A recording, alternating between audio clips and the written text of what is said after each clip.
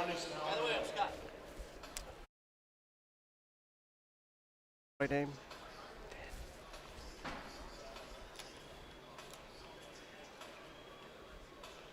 This is Valentina opening up. The time at 26.31. Hi, and a very pleasant good morning, ladies and gentlemen, and welcome back to the Pettit National Ice Center here in Milwaukee, Wisconsin for day 3 of the U.S. Speed Skating U.S. Championships. I'm Ted Rutan, joined by Dave Tamburino. And Dave, we've had a lot of great action in day 1 and day 2. Today, we're going to see the 1,000 and then some mass races. Right now with the 1,000, it's going to have a lot of fun. This is actually the fastest distance we're going to see out of the whole 3 days. So 1,000 meter, the athletes will reach the highest end speeds, and it'll be fun to see what we get. Right now we have a solo that started out our day with Valentina Vargas from Colombia. The Colombian National Championships have been held here, so that's been another element to our first couple of days that some of our viewers have seen.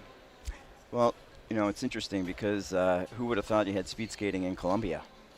But I'm sure you guys talked a lot about that. A lot of the athletes training with Mitch Whitmore out in Salt Lake City. So nice opportunity to get some very fast times and get some good international competition as well. So it's nice for some of these younger athletes that, from the U.S. to toe up against the line with someone from another country. So that way when they get to the big show, it's like they've been there before. And it's not like they have a chance to be skating at a facility like this in Colombia. So a lot of the inline skaters have become the speed skaters. Yep. Yeah, and thank goodness for that. It provided a whole new talent pool.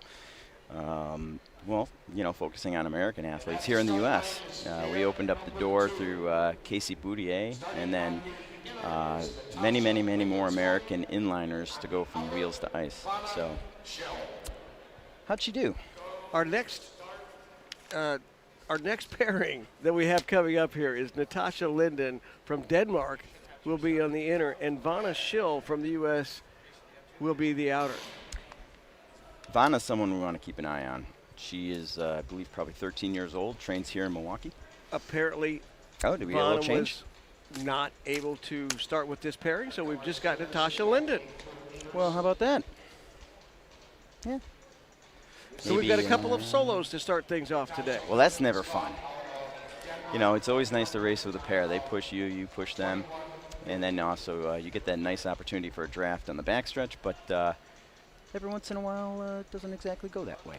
21.5 was the opener there for Natasha. Pretty good. Pretty good. Pretty good. The speeds today are going to be a little different. As you mentioned, we've seen the 500, which is the sprint. And we've seen the 1,500, which is sort of a medium. But the 1,000, is that the most challenging to keep the sprint up for that long?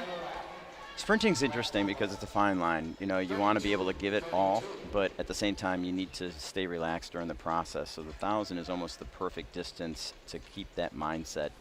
And the second turn, generally speaking, in the 1,000 will be the fastest turn you see in speed skating. They have a little extra room from the 500 to generate more speed, and it's just the perfect chance for us to see some very fast lap times. And here's Natasha Lindenskoff coming in to finish it up, and her time is a personal best of 1:26.93. Good. It's a good sign of what's to come. And again, we want to remind our viewers that the times you see on our screen are different from the times on the scoreboard simply because we have different timing mechanisms from the transponders. You know, I'm just taking a look at when Natasha skated her personal best, and I know we're on the next pair already, but her PB is from like 3.5 years ago in Calgary. So not only is she skating much better now, but I'm thinking that Paul's dialed in the ice pretty well. Caitlin Lee on the inner, Audrey Hahn on the outer. This will be a good matchup. Let's take a look at the personal best for both athletes. Caitlin a C2 and Audrey a B1. This is pair number 3. And as they come down here, let's see what kind of opener times we have. Lee opened up with a time of 21.5. Caitlin Lee with a 21.58 and Audrey 22.18. So one of the things you probably saw the last few days is that just because someone is ahead during an opener doesn't necessarily mean automatically that they'll be ahead at the end. Some athletes open faster, some open a little more relaxed, as I would say. So the tail of the tape comes probably, this split will be telling. It'll give us a good idea of where they are. So Audrey with a lead after that lap. That split was 35-19 and 34-18. Okay. Well, it looks like they're close to 3 seconds behind, so low likelihood of them overtaking the lead at this point. Most importantly with speed skating, you're really racing against yourself. So I think these athletes will be happy, not necessarily where they finish overall, but how the end time stacks up against their personal best. So Audrey Hahn will take this pairing at a time of 1:34.49, and Lee comes in at 1:37.19. Personal best with a time of 1:37.19. Are we 3 for 3 now? I believe we are. Paul must have put some special magic into the ice We've today. certainly seen a lot of personal bests so far. That wasn't always the case for Milwaukee. Next up, our next pairing, Evie Forer on the inner and Keely Whitcomb, Ready to the begin outer. pair number 4. And starting on the inner is Evie Ford, and on the outer, Keely Whitcomb. Evie Forer's fastest time in the 1,000, 1 minute 35.21. And Whitcomb's fastest time, 1:36.15.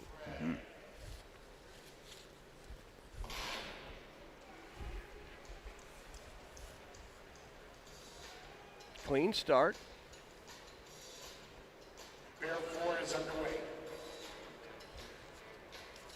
Excuse me, coming up to 2 to go. Now, Dave, do the athletes have any preference on the 1,000 of whether they start in the inner or the outer? You know, just like every good legal question, the answer is it depends. I would say in general you do want to start with the first inner if you can, though, because the way the layout is if you finish on the inner, or if you start in the inner, you finish on the inner. If you start in the outer, you finish on the outer, and it is a bit easier to generate speed on that first inner. Whitcomb trying to pick up a draft there on the crossover in the back. Both these skaters have a very nice U.S. on-track speed skating championships. Keely now on the inner, coming up to 1 to go. And 1 to go. Lap time of 35.17. Keely Whitcomb with a lap time of 09. 35:17 and 36:09 for Evie. Both these skaters are on pace for You know, as you watch some of these skaters, you know, every skater has their own sort of style when it comes to technique, but there are some certain fundamentals that ring true. If you take a look at our skater finishing up on the inner here, Evie, she sits pretty low. Take a look at that knee bend, that angle. She's closer to 90 degrees than Whitcomb is, and you're going to get more power there. And Evie, nice little charge there at the end as she came in on the inner with a time of 1:35.85. That is personal best for both Evie and Keely. Congratulations. Look at that. Are we 5 for 5, Ted? I believe we're hitting everybody's personal best. Everybody's ready to go. Number 5. Maybe it's because it's a holiday weekend. And starting on Frightening. the inner is Natalia Frightening is right. Hasselbeck. On the Next up, we have Natalie Rodriguez Hasselbeck on the inner, that is, and Elise Stave on the outer.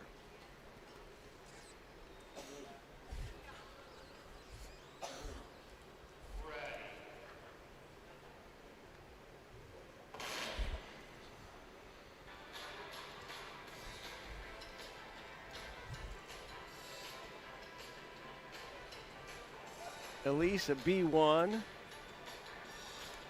And Natalie Rodriguez Hasselback competing in the 50s. Outer is Elise Stave out of Roseville, Minnesota. She opens up here time at 22.48.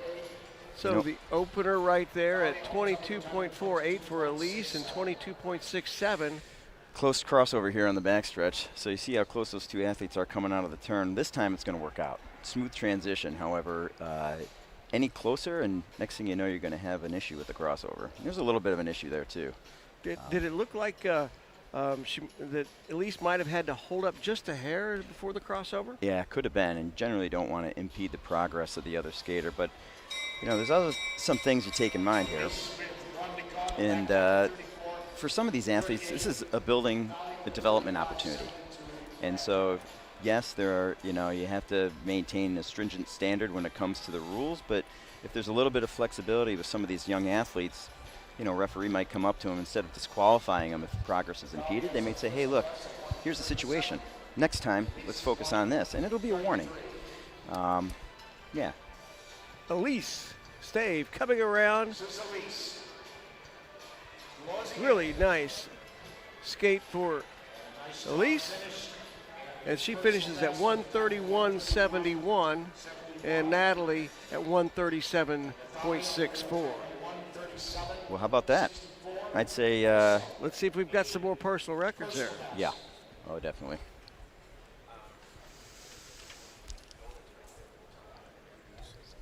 Elise's personal best was 133.91. And Natalie's was 137.92. So now we have Finley Descartes on the inner and Barb Johnson on the outer. Did you say Barb Johnson? Yes, Barb Johnson has been outstanding here to have her here this weekend. Barb Johnson's an interesting study because not too often you'll see someone like Barb who's got as much experience as she has, who continues to improve and her technique just gets better and better.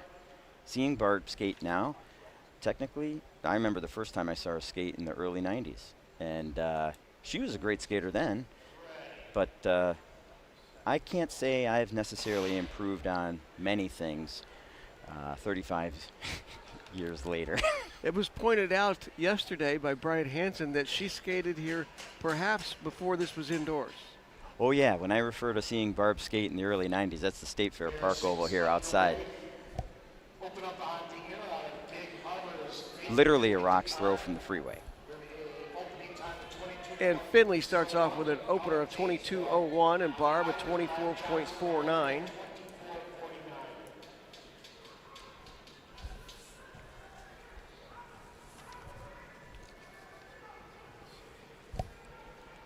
One of the things that Barb's gone in for are world records.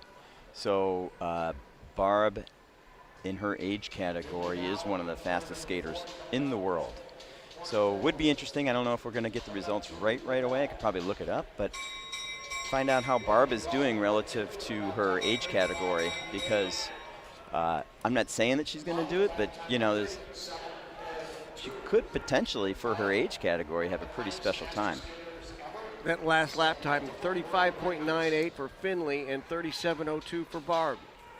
Ideally in the 1,000, you want to keep your lap-to-lap difference, about a second.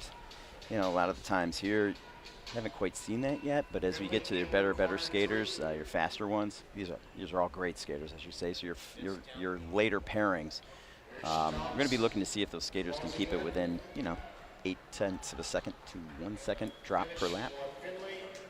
Finley finishes at 138.24. That's behind her personal best. And Barb, 141.37. Pretty remarkable. Her personal best is 137. Yeah. And to be that close really says what type of shape that she's in. Barb is special. Taking a look at her PB, it's from 2019.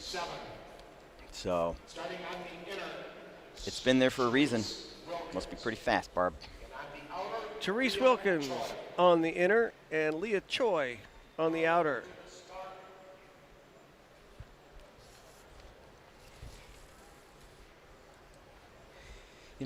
Leah Choi is interesting. Out of Washington, a lot of the athletes that you see out in Washington, they have limited access to long track.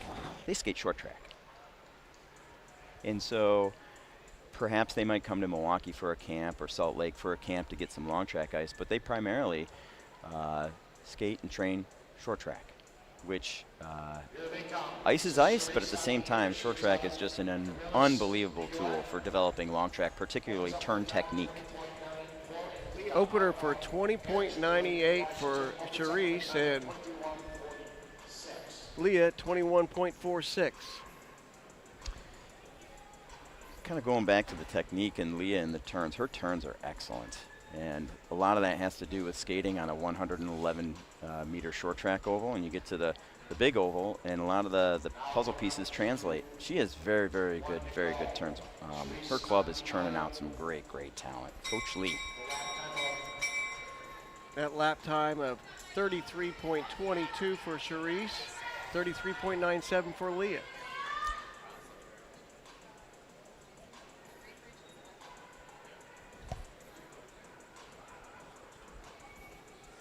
Crossover one more time. Charisse with a lap time of 33.22. Leah with a lap time of 33.97. I think we're going to have a pretty close finish here. This should be a good one. As they're coming down, this is tight. Leah Choi at 130.56 and Charisse at 130.94, so just 4/10 separating those two. And in pair number 5, there was a disqualification. There was a disqualification. They did call a DQ. Interference on the crossover. So that crossover we talked about, Yep. that'll be a disqualification Yep. on Natalie Rodriguez Hasselbeck. Yep. And something to reflect on too. I know I said like there are times where an official might give an athlete a warning and use it as a learning experience, especially at their development level. But another thing I should probably kind of correct myself in saying is this is the national championships, right? So there may be a little bit less room for discretion, and so perhaps if it was like a weekend time trial or perhaps a competition that wasn't key in selection, then maybe there would be that opportunity for discretion and growth. But the rules are the rules, and this is the national championships. So unfortunately, it's a tough learning experience. Rules have to be enforced. Yes. This pairing, Karen Siatama from Colombia and Natasha Radulovic on the outer. Natasha, a past member of U.S. Speed Skating's junior team. We have a camp every year out in Salt Lake City where the athletes come and get some early ice, and call her Nazi. Nazi's been there a few times, and I think she's kind of seen a tremendous amount of improvement the last couple of years. She's really focused hard on her off-season training, and we're starting to see some of the fruits of that labor. She is mentally one of the most resilient people I know. Siatama had a slight edge of 20 there on the opener. And let's come around and see what her first lap time is. Siatama with a lap time of 32.98 and Radulovic 33.52. As you see the skaters come out of the turn, you might notice that the speed at which they move their legs, their tempo might increase a little bit. Nazi just did that really good in that previous turn. What that does is it shows that the athlete is building speed to take advantage of that slingshot effect, just like in car racing. You see cars maybe kind of ease into the turn and accelerate out. Well, that's our version of it. Siatama closing strong, finishes with a 129.76. And Nazi with a 131.83.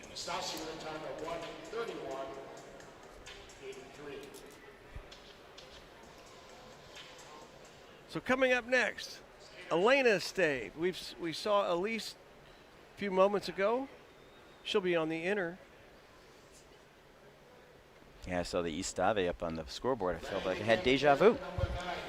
And Mary Brophy Magnus. Yes. On the outer.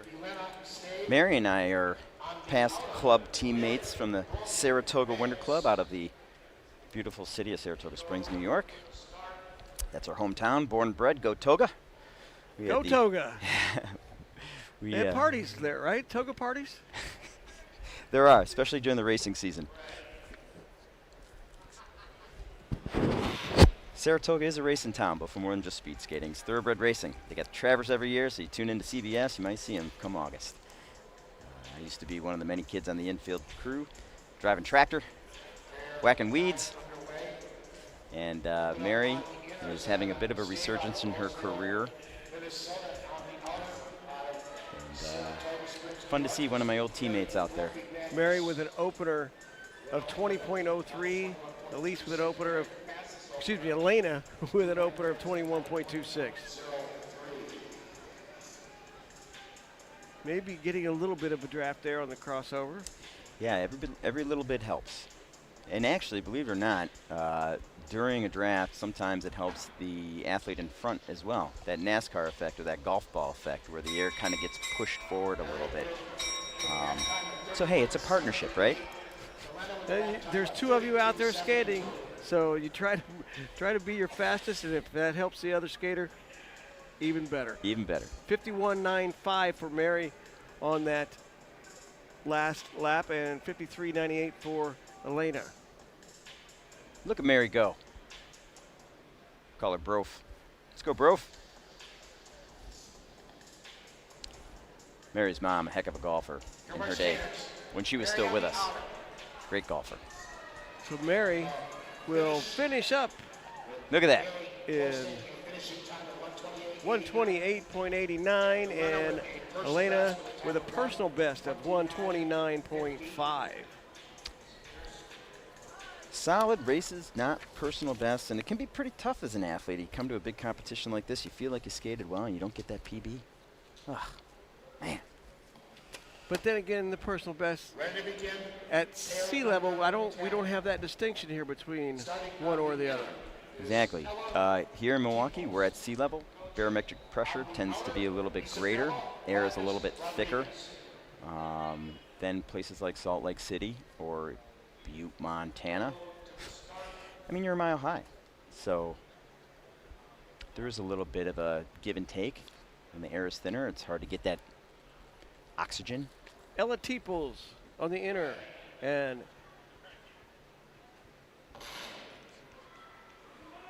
Isabella Vargas Rodriguez from Colombia.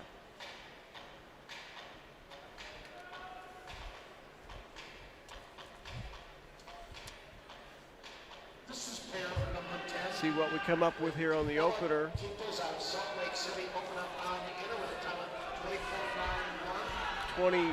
20.91 for Ella and 20.86 for Isabella. Rather tight. You know, And very close on that exchange there on the back. Isabella coming through that fourth turn with a bit of a lead. Now coming up to one to go, Isabella. Isabella with a lap time of 31.15, 32.41 for Ella Teeples. you know, in terms of like keeping, what's that? The upper PD. Oh, is that the right person? Isabella putting together a nice 1,000 right here. I'd keep my eye on her over the next 2, 3, 4 years. Taking a look at some of the basic things like technique, body position, you know, how they're pushing to the side more efficiently than others. I think Ella's probably going to be one of our better skaters in the future, so I'd put a little star next to her name. Next up, we'll have Sydney Turpinning on the inner and Natasha Gakovic on the outer. Number 11. Starting on the inner. Natasha and A2. Turpin. On the outer, Natasha Gakovic. Gakovic's personal best 124.41.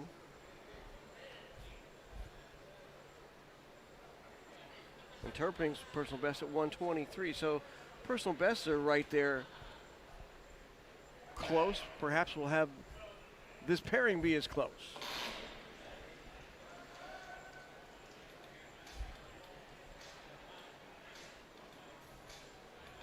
Turpin on the inner, Gakovic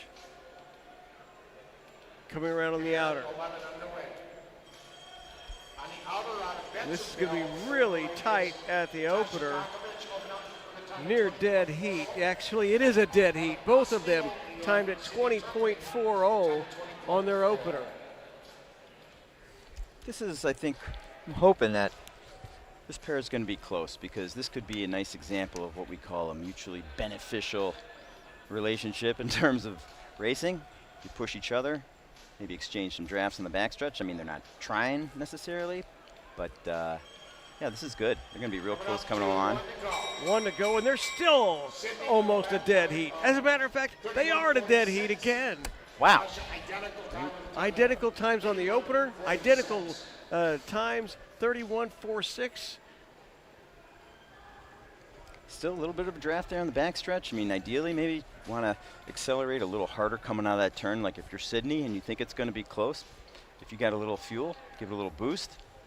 And here they come, and it looks like Turpin did get that boost as she got to the inner, and she's going to take this pairing of 126.17 and Gakovic 127.13. Here's another look at this finish. Looked like Sydney just had a little bit more left in the tank there at the end.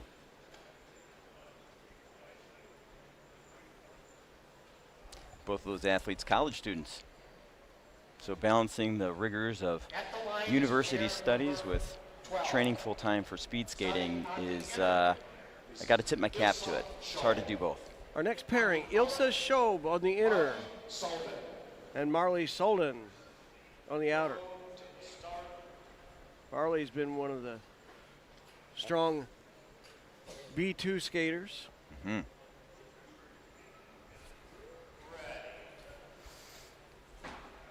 Marley's another one we got to keep an eye on for sure. Marley's a young, up-and-coming athlete. She's been on our U.S. Junior Development Team before, training with Coach Lee, and she's still in high school, still a lot of room left. And I have a feeling in 4 years she'll be a regular name in the speed skating world. 20.16 for Schob, and for Marley, 20.38 is the opener.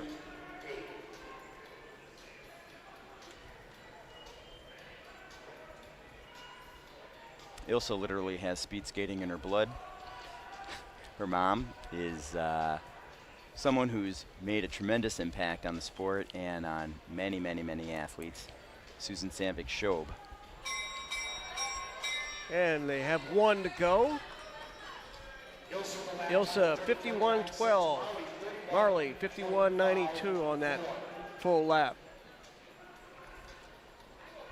It's really interesting. You'll have some athletes like Marley, who, in terms of, family, she could be considered new to the sport, and then you have someone like Ilse, who literally generations. Ilse's grandfather was very well known in the speed skating community as well, and it's just nice to see, sort of the continuation.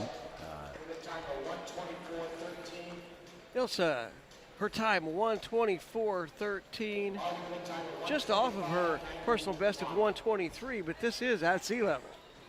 Yeah, and take a look. Ilse skated her PB back in 2021. So not only is it a couple years old, but it was also in Calgary. And Calgary also being another one of those, I'd say it's a medium altitude track, not as high in terms of, meters above sea level as some of the others. So to be that close on a PB that's from a couple years ago, I have a feeling Ilse's probably going to be happy with that. Now we have an international flavor in this pairing with Abigail Merckx from Hungary and Larissa Paes from Brazil.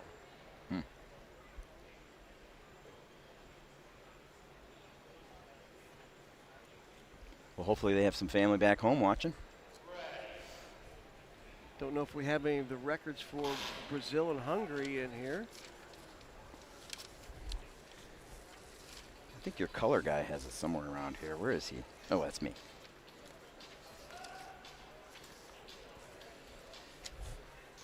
I've been known to be the guy that takes a salt shaker at the table and hides it. There we go, Brazil. The 1,000 Paes is the record holder.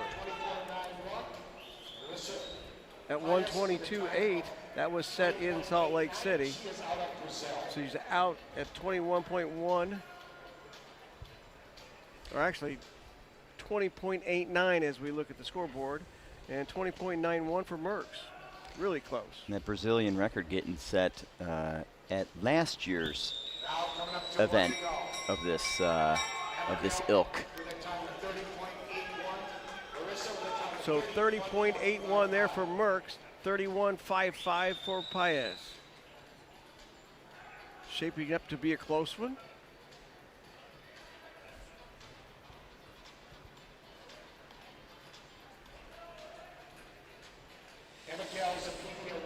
She's going to have to keep it within 2 seconds if she's going to get that national record 2-second drop. Let's take a look. Abigail Merckx with a time of 1:23.46 and Paes 1:25.97. Just off. But when you factor in sea level compared to Salt Lake, how is that? Is that very close to that 122? The 125? I guess it's all relatively speaking. I'd say at if it's a national record and you're a few seconds off, that's a pretty big, disparity there.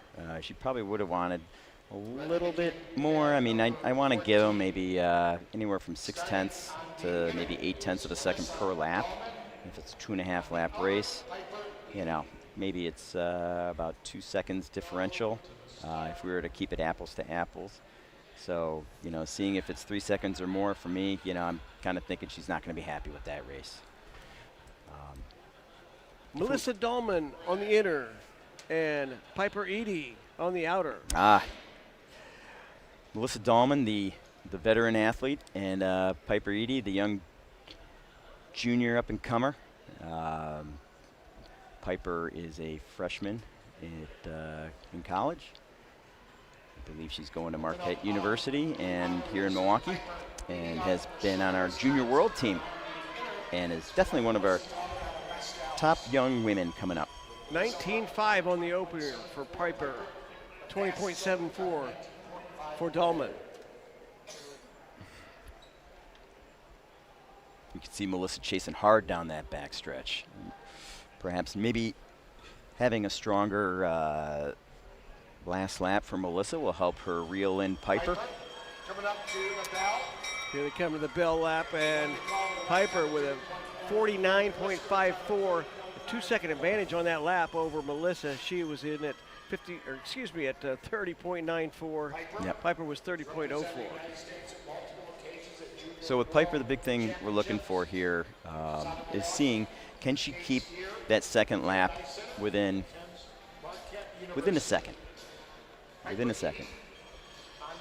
Piper coming to the finish line. Here comes Piper. And Piper with the finish. 121.83, just off of her personal best. Might have a new leader. You got a new leader? Yes, we do. At 124.09 for Melissa Dahlman. Both of them just off their personal bests.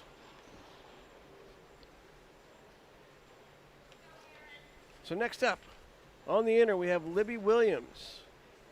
And on the outer, Rebecca Simmons. Ready to begin, pair number 15.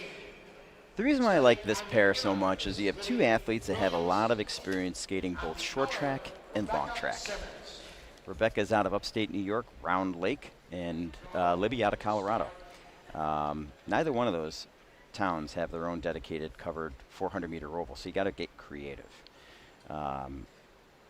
Both have coaches who are among the best in North America at coaching both short track and long track.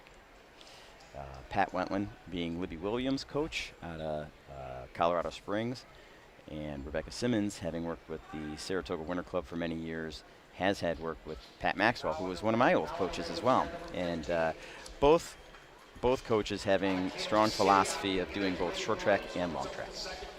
19.58 on the opener for Libby. That's the second fastest opener so far. Rebecca, 20.96.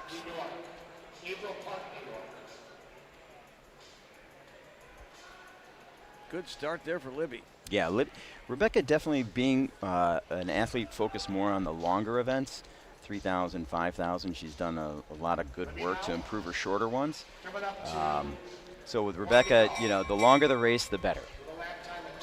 Libby, I'd consider more of an all-around. Libby with a 29.95 there and 31.57 for Rebecca. Is that our first 29 of the day? We've had one other. Have we? That's a big threshold. Even though it's just like a tenth or two, the difference between a 30.1 and a 29.9, mentally, it's crossing that barrier. Yeah, when you come around to the backstretch and your coach is holding an 02 versus a 9.9, I'll go with the 9.9. And the finish, 122.91. And Simmons of 125.7.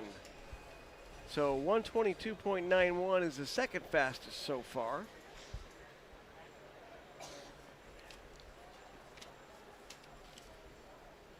Next up, Blair Cruikshank. Yes. And Mackenzie Brown. This should be an interesting pairing right here. Downtown Mackenzie Brown and Blair Cruikshank. Blair, I'm sure you guys talked about this, coming from the Dash team. Parents both, two of the GOATs. Bonnie Blair Cruikshank and Dave Cruikshank, both teammates at the 1988 Winter Olympics. So, hey, that's not a bad... Household names. Yeah, right? And the down start for Mackenzie. Yeah, definitely a signature of an inline athlete. That the reason why they do that down start, yes, it allows them to get some great explosiveness out of that start position. But having wheels is unique, so that down position allows them to kind of keep those wheels steady while still exploding out. And Mackenzie with an 18.57. Yep.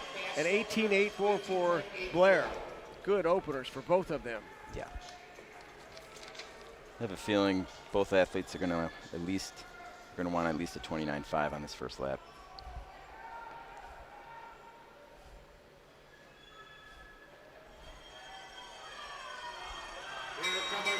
Mackenzie at 28.35 Hey-o. and Blair at 28.95. Well, why not just dance right off that 9 and go right to the 8? Yeah.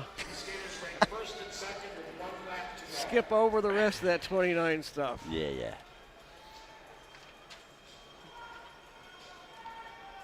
Mackenzie and Blair both having a good skate here.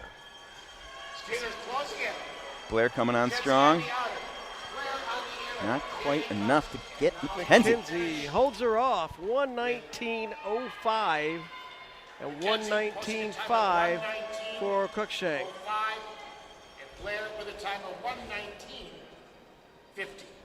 So they are 1-2 on the board so far this morning. They're ranked 1 and 2. Solid race for both. 16 pairs. Blair a little bit off for PB from Calgary. Again, this time of year, the other thing too to remember is it's October. It's early.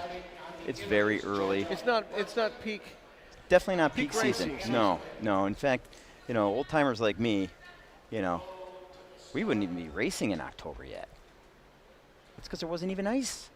We didn't get ice till November. So the sport's evolved a ton. And now we're looking at having to be near your best this early in the season. Year-round training. Yeah. Here's Georgia Birkeland on the inner. Whoa. Anna Quinn, the outer. Georgia, member of the 2022 U.S. Olympic Team mass start member. Very talented young skater out of Minneapolis. She was third yesterday in the 3,000. Yeah. The longer the better for Georgia. The longer the better. Anna Quinn, originally out of St. Louis, Missouri. nice example of someone who grew up on the short track and has transitioned well to the long track. Both athletes very, very, very hard workers. So this first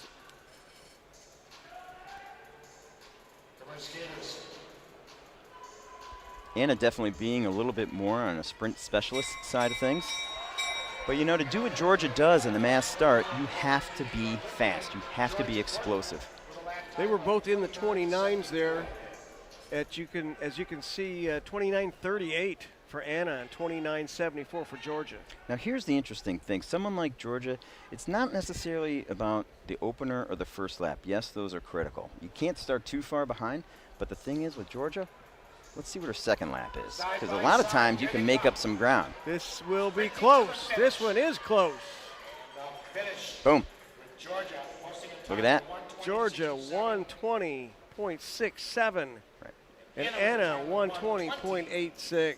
So as some of these races are evolving, you might be noticing that, you know, some athletes start real hard and then tend to run out of gas towards the end.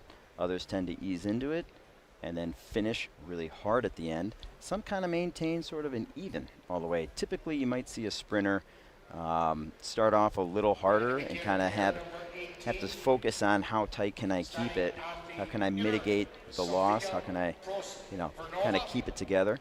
And then someone like, you know, a distance athlete, they're kind of hoping the race is one more lap. Not quite there yet.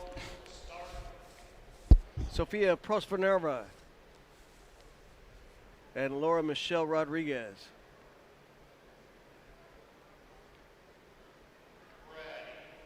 Get your coffee creamers, little international delight. French vanilla for me, please. Prosperova from Denmark. Rodriguez from Colombia. Again, another really interesting thing about this being able to host not only the U.S.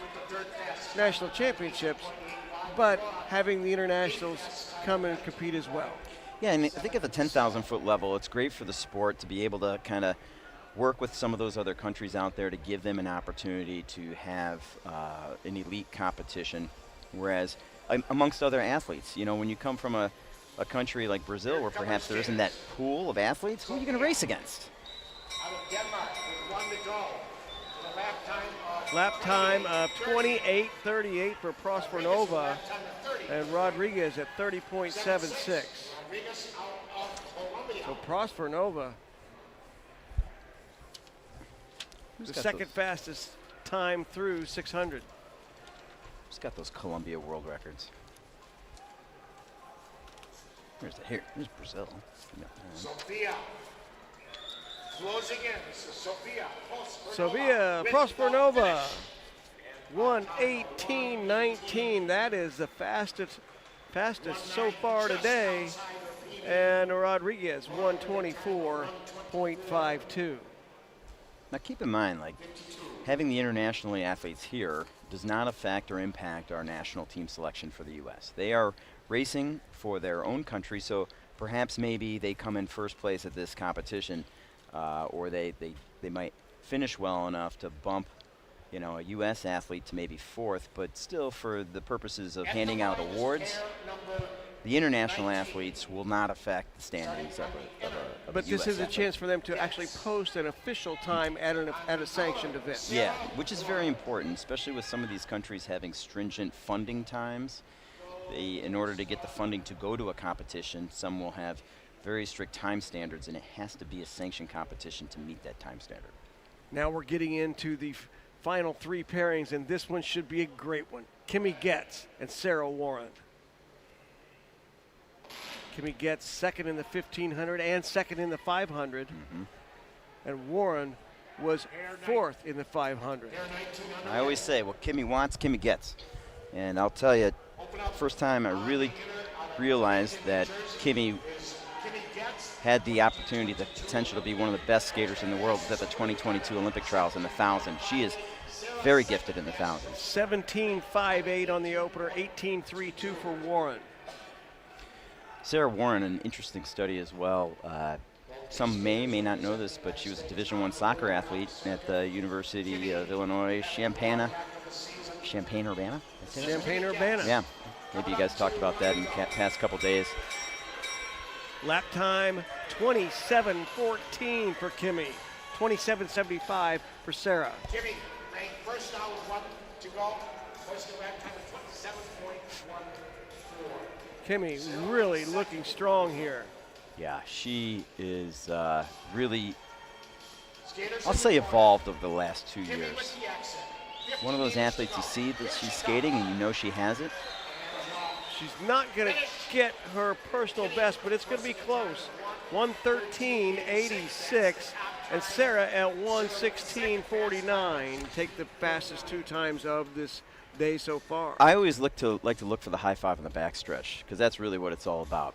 You know, you skate a good race, you get that high five. I know Mitch is looking for it. Sometimes it's just not possible to get that high five, though. That's what the coach wants. They want the high five. That's what we do it for. High five, that's right. Yeah. Starting on the inner. Okay, Aaron Jackson. stars of stars. Aaron Jackson, winner of the 500. Mia Kilberg, winner of the 3,000. Right here So in the 1,000. This is great. 2 Yeah. gold medalists already this weekend. And this Heads is up. this is going to be a great thing because this is definitely 2 different styles of racing. Aaron Jackson being the pure sprinter, you know, in terms of race cars, I'd put her at, what do we call it, those nitro funny cars? Mia Kilberg, on the other hand, a little bit of a different style. She's a professional bike racer, and she does have a lot of power and can get some good sprint, but really the longer the better for Mia. So Aaron, I'm expecting to see start a little bit harder, and Mia come on a little stronger towards the end. Aaron Jackson, as expected, an opener of 17.97. Mia, 19.3. So already you're seeing a big disparity in terms of styles and in terms of like how fast you start. 500 and Mia the 3,000. Aaron Jackson, let's see what her time is here at 600. Keep an eye on Mia. Mia is still building. Mia needs another lap. She's going to really take advantage of this inner lane. Now Aaron, on the other hand, starting on the inner, will finish on the inner. So Aaron will be crossing over to that inner and should have a chance to overtake the number 1 spot. Now keep an eye on Mia. Don't overlook her yet because she's still charging hard. She's actually still accelerating a little bit here. Not quite enough. Aaron Jackson in the 1,000 with a 1:16.09 and 1:17.37 for Mia. There's the replay of the finish. And Aaron in second spot right now, still behind Kimmy Getz. Our final pairing here in the 1,000. Greta Myers and Brittany Bowe. Brittany was 3rd in the 500 and took the 1,500. This should be right in her wheelhouse. Yeah. Greta, one of our very, very talented young athletes, 2nd in Junior Worlds last year. Her last year as a junior, and then she's up against Brittany Bowe, one of the greatest of all time. Can you imagine being that young up-and-coming athlete being paired with one of the greatest of all time? And Brittany Bowe with the U.S. national record of 1:11.16, set in Salt Lake City back in 2019. I mean, if you were to ask me what's Brittany's favorite race, I mean, only Brittany can really tell you, but I'd say 1,000. She loves 1,000, loves the 1,500. I mean, that is her bread and butter. 500 very much so, but really if I had to pick between the 2, 1,000, this is like Brittany's bread and butter. And the opener for Brittany at 17.94, Greta Myers at 18.5. Greta was 2nd in the 3,000 yesterday. Yeah, you know, similar to Mia, Greta being able to really do well in those longer races, so you're going to see a little bit of a different style here. Looked like it was a clean cross, a real good. Greta probably got about as good of a, you know, draft towards the end of that as you're going to get. Here comes Brittany Bowe, the first lap time of 27.88 at 28.42 for Greta Myers. Brittany in third place through 600. Let's see if she can make this up and challenge for first.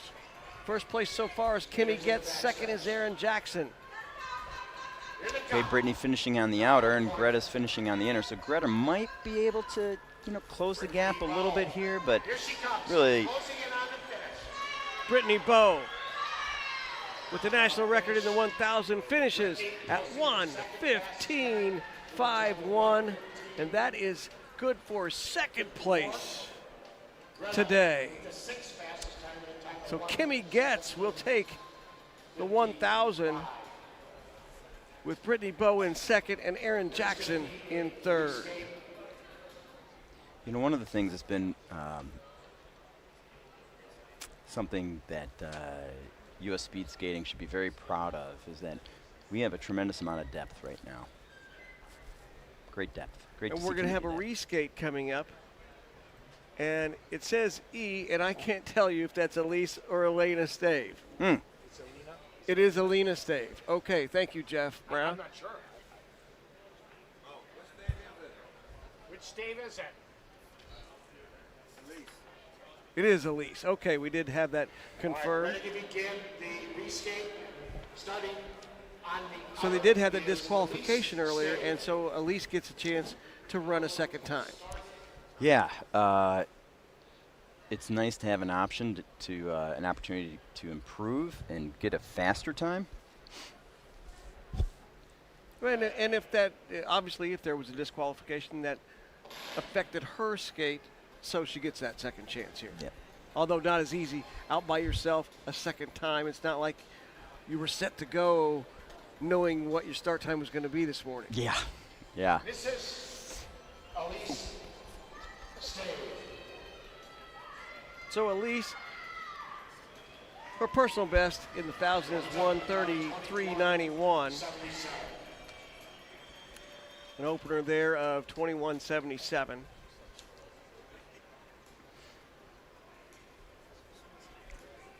Have to give her credit for going out and doing it again. That's right. She had a 131. She actually had a personal best. And she had a 1:31 in her first time around, and that is her personal best, but now she's going to see if she can improve on that. Yeah, wow. What the heck, it's a free shot, right? Yeah. What do they say? Another kick of the cat? 32-35. Don't tell my friends at PETA. I have not heard that one before. Or was it can? Another kick of the can? I don't know. Won't be the first time today. That's all good. Buckle up, Ted. Okay, we're ready to go. And Elise is about ready to finish as she comes around the fourth.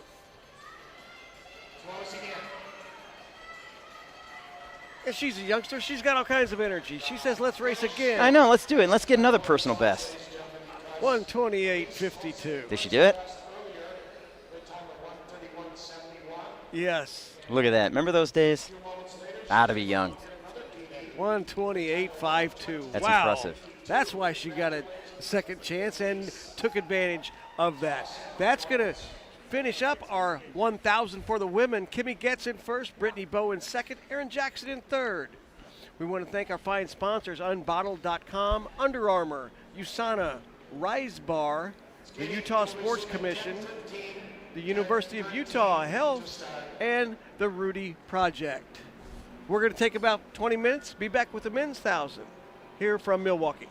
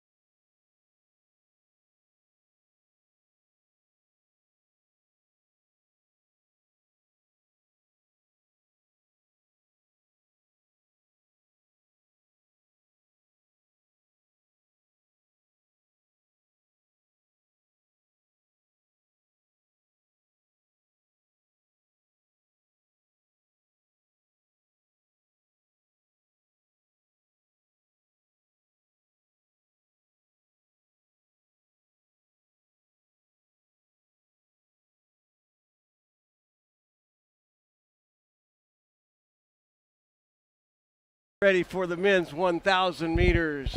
Coming up, Jordan Stoltz took the 500. Jordan Stoltz took the 1,500. He was second in the 5,000. I would say he's probably, Dave Tamburino, a favorite here in the 1,000. Definitely a favorite. Now let's say we have a lot of really good talent. Probably one of the deeper teams we've had in quite some time. But at the end of the day, Jordan Stoltz is a 19-year-old world champion, world record holder. The list goes on and on. And the scary part is, Ted, we're just scratching the surface. We're just getting going to see what Jordan's capable of. He had a 34.66 on day one in the 500, and Cooper McLeod was at 34.84 right there. So there are other challengers. Yeah, and Cooper is definitely on the rise, improving exponentially. It would be cliche for me to say he's having, best season of his life, but this is the best that Cooper has ever skated. And again, with Cooper, we're just scratching the surface. We should see many other great skaters. Emery Lehman, Connor McDermott Mastoe, Zach Stoppelmeyer, all fast skaters. And this is 1,000. They're going to leave it all out there today. Yeah, in fact, a lot of these names that we're seeing here, like not too many of them, strike me as pure 500. We've got quite a few skaters here. For example, Connor, Cooper, Will Gebauer. Love talking about Will. These are all athletes that need that extra turn or that extra lap to get to their top speed. Well, we're excited to bring you this. Let's see, starting up. Can we Kellen talk about Dunphy. Kellen? Can we talk about Kellen? Yes, absolutely. He's going to be by himself here to start things off, starting off in the outer. Did we know that Kellen was a Division I cross-country skier? I did not. Yeah. And he's got his doctoral degree in physical therapy. And he decided that he was going to try speed skating. And let's go out and do it. And guess what? Pretty good decision. Yeah, he wound up skating in a World Cup. Yeah, I Not would bad. say that's a pretty good decision right there. Let's see how he does here. By himself, again, that's a tough situation to be It out is. there by yourself. It is. And the first one in this 1,000. Let's see what his split is there. 18.78. It's respectable for a distance guy. Me, speaking from experience. The thing is, though, with Kellen's background of cross-country skiing, yes, there is a little bit of an aspect where being in a pack or being among some other skiers could help you, but at the end of the day, it's a solo sport, and he's used to this. He may be the kind of guy that's actually more comfortable skating by himself. 28.04 on that first lap. Again, pretty good for a distance guy. Let's see how he can hold up right here. You would think, as a distance guy, he might be just as strong on the second lap. I would say he would be happy if his second lap was a 29.0 or better. If he can keep it within a second. 28.04 on that first one. Let's see right here. 28.84. So he did keep it within a second. Yep. Good call there, Dave. Every once in a while. What do they say in golf? Even a blind squirrel finds an acorn from time to time. Something like that. Mm-hmm. If I misread the putt and mishit it, it might go in. Next up, we're going to have Josh White on the inner and Victor Thorup. Is Josh White. On the outer, Victor Thorup. And Victor yesterday had the third best time in the 5,000. Another distance guy, but I'm taking a look at Victor's personal best, 112. You got to have a little bit of pop to get that. This will be a very good pairing. Got New Zealand and Denmark. I didn't even know they had skaters from New Zealand. No, I do. Andrew, you're out there. I see you. Camera skaters. Victor Thorup's out of Denmark. Open up on the outer, and out of New Zealand is Josh White. Josh opens up for time at 18.12. Victor. 18.12 for Josh White and 18.36 for Victor. For some of these athletes that may have more of a focus on the longer events. Question some people might ask is, well, why even bother doing the 1,000 if you know you're not going to make the team? Well, they may be going for national records for their respective countries, number one, but number two, it's almost a warm-up. 26.86 was the first lap time for Josh White, and Victor at 27.15. Yeah, so they might come out here and pop off 1,000 knowing that maybe there's an event later in the day. That really is what their focus is on. It's like a mulligan. Of course, later on today, we're going to have the mass start races, which are always interesting. Yeah. Yeah, these athletes.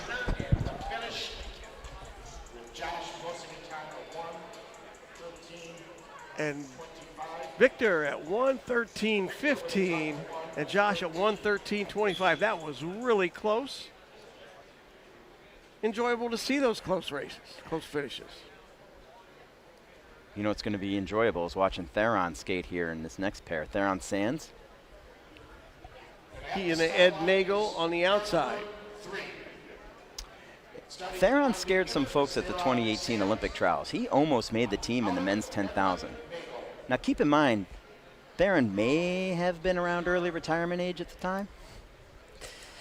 He's in the 60s division. No, he's like us, fine wine. You just keep getting better.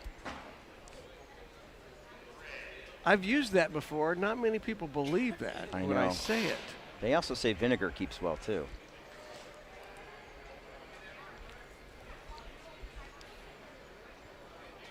Quite a bit disparity in the personal best for these two athletes. Almost 9 seconds between the two.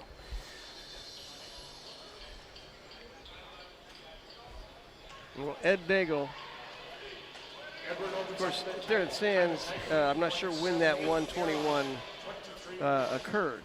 What if I told you it was nearly 10 years ago? That would make sense. 2013. In Calgary, too. So here's Ed Nagel. He had an opener of 19.78. As he comes around turn 4, and we'll get the bell.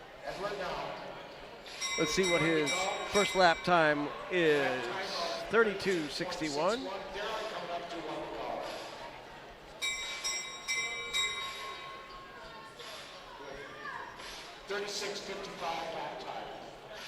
That puts him on pace, maybe for a 123. That'll be a big PB for Edward. Yeah. I remember those days, being young, come out. Another personal. His personal best so far is a 130. Yeah, and he's smashing it.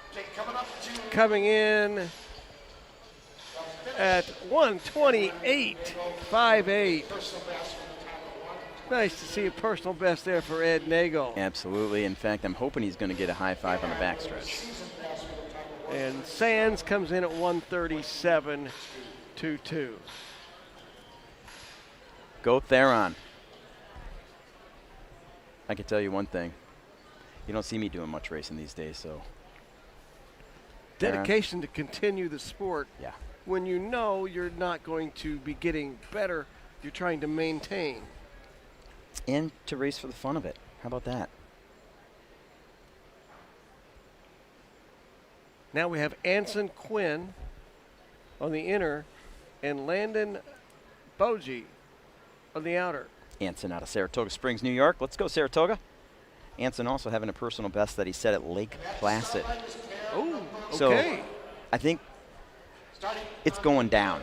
It's just a matter of he's got it this time? Oh, my goodness, 134.28 is his personal. In Lake Placid, you might as well be skating on sandpaper out there. I love you guys, but let's face it. It's a great place to get tough. And it's a beautiful place to get tough. And the ice can be extremely fast. Just ask Eric Heiden. Just ask Will Gebauer, who's got the track record in the men's 1,000. Saw that myself. Clean start. Anson on the inner. And he'll come around with a bit of a lead. Let's see what that opener time is. Anson at 19.78. Landon at 20.8. You know, 20 seconds in the 1,000 meter is sort of that threshold. You know that if you break 20 seconds on an opener, like Anson just did, that feels good, especially when you're a young skater like that. And that would put him on a pretty good chance to beat that 134 personal best. Yeah. Let's see what this time is here at 600. He had a lap time of 31:29, 51:07 is his 600 time.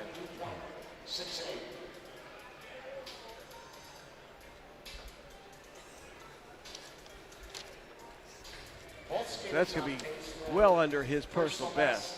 Oh yeah, yeah. It's That's going to blow that away. So not only is he getting the benefit of being at a very, very fast track under fast conditions, but he's also got another year of growing under his belt, and another year of experience.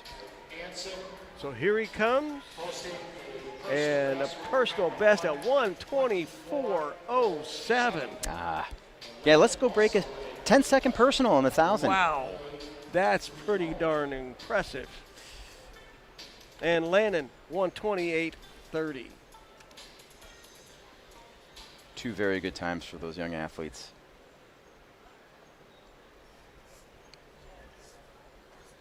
Next up, pair number 5. Joshua Kreider. Starting on the inner is Joshua Kreider. And on the out, On the outer, Tyler DeGroot.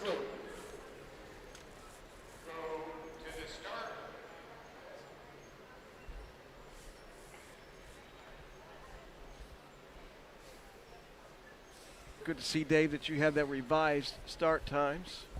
I'm catching up as we go along. Learn from the best. Joshua on the inner, Kyler on the outer.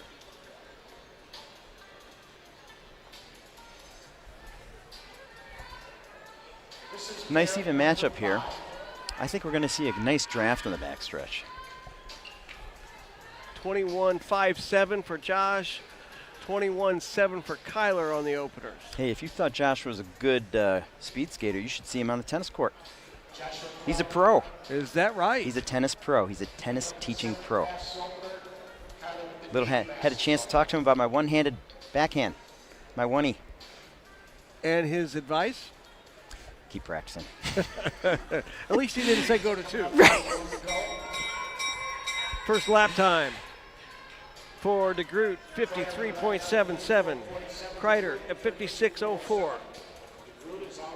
Excuse me, that's their 600 times.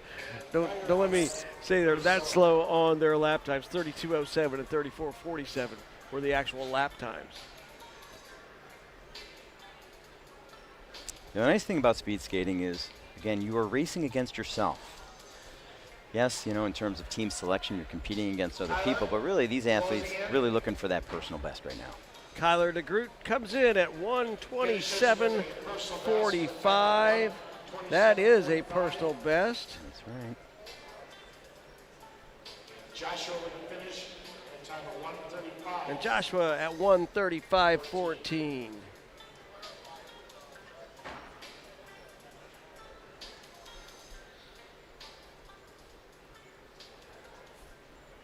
So next up, we're going to have Anthony Palladino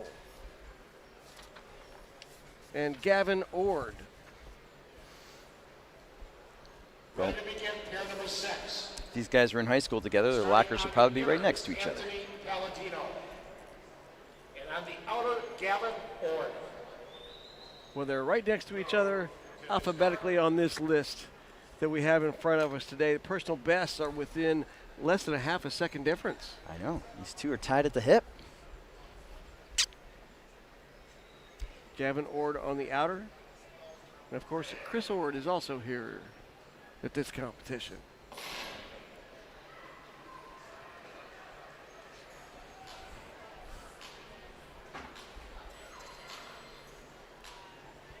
There are 6 underway.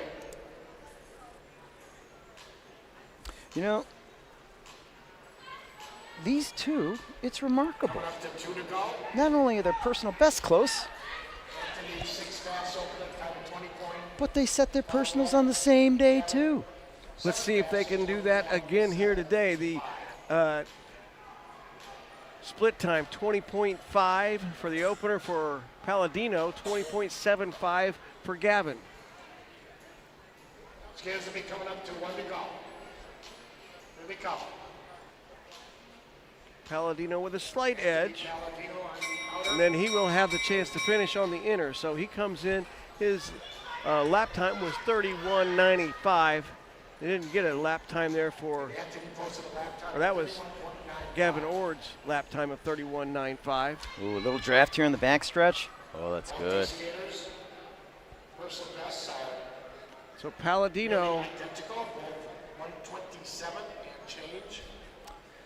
You know, Gavin obviously not wearing a hood. Anthony That's a signature sign of a short tracker for you. on the inner so here comes Palladino and his time, and a personal best.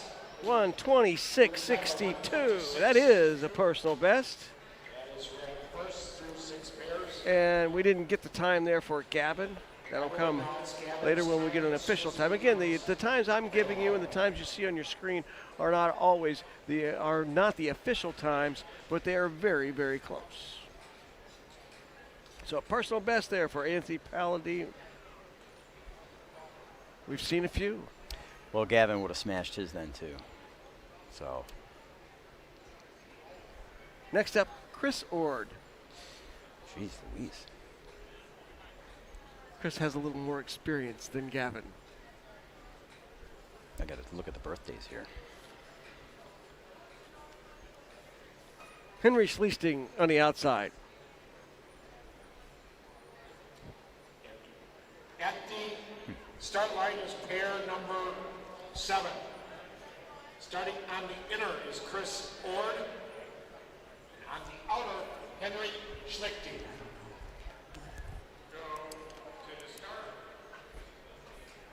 So personal best for Chris Ord is 128.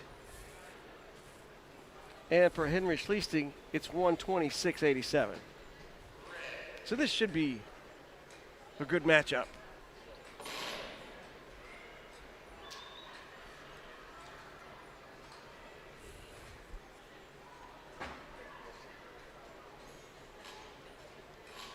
Henry off to a good start. Coming around This is pair as the number outer. 7. Open up on the outer is Chris Ord. A 20.21 for Henry and a 22.19 for Chris Ord. Wisconsin Speed Skating Club, and on the inner is Chris Ord. Chris swinging 2 arms the whole way. That's a little unorthodox, but you'll see that among athletes who tend to favor some of the longer races. You know, for them, again, they're just hoping this race is just one more lap. Let's see if he drops it again. Yeah, he went down. Both of them. Henry's first lap split 31.37. Chris at 33.80. He's just 2-arming the whole thing. I love it.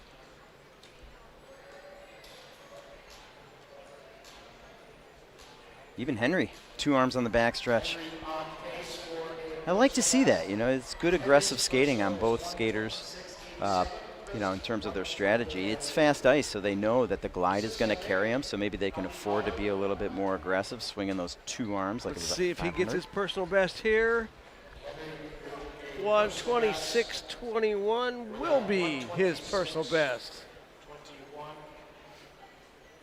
Chris with a time of 1:33.62. And Chris with a 133.62.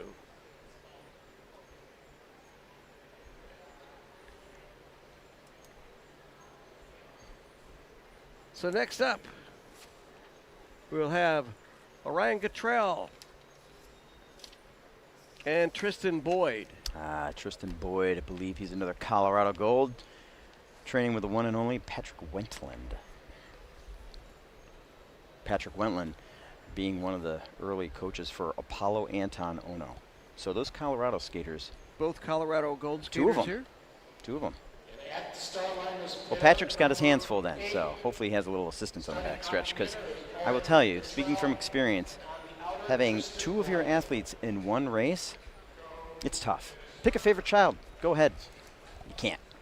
You only give one of them their time? You know, maybe get a friend. He might have an assistant out there. Yeah. All right. That will be. Let's see if we can take a look at that as we see him standing back here in the background. Well, you know, when it comes to multitasking, I'm marginal at best. Patrick, on the other hand, one of the best.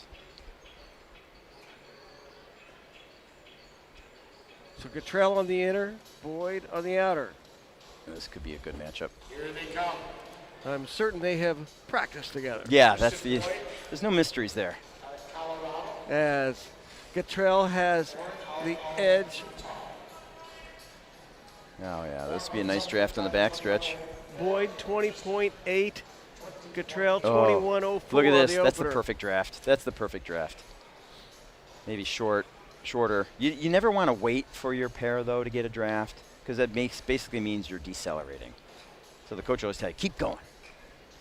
But when you see the opportunity, you got to try to You take got to advantage take of it. it. Yeah. So Tristan Boyd comes in, a lap of 31.33, 32.57 for Cottrell. It's kind of like finding a $10 bill on the sidewalk. I'm going to stop, pick it up. Or maybe kind of glide along as I get it. Do you find many $10 bills laying out on the ice? No, Okay. not in speed skating. Chances are, it's like a French fry at McDonald's. That thing's not laying around long. Those chickadees. Here comes Tristan. Let's see, his personal best was 125.32. And he's at 125.41, just off his personal best, 127.84 for Cottrell. But if that's Tristan's personal best of 125.32, just a tenth. If that was at altitude, then this is a heck of a race for him. Yeah. And that's the one thing. I mean, it's really hard in a sport like speed skating that is so quantifiable. It's all about the time. It's really hard to get wrapped up on that. And sometimes you just got to take a step back and say, well, what was the best aspect of the race? Not necessarily from a lap time standpoint, but did I accomplish what I wanted to? Did I build my turns? You know, did I stay on that push? Did I keep that low position? Caden Woods on the inner, Thomas Estevez from Colombia on the outer on our next pairing. Did I keep my head down in the backswing? Wait, sorry.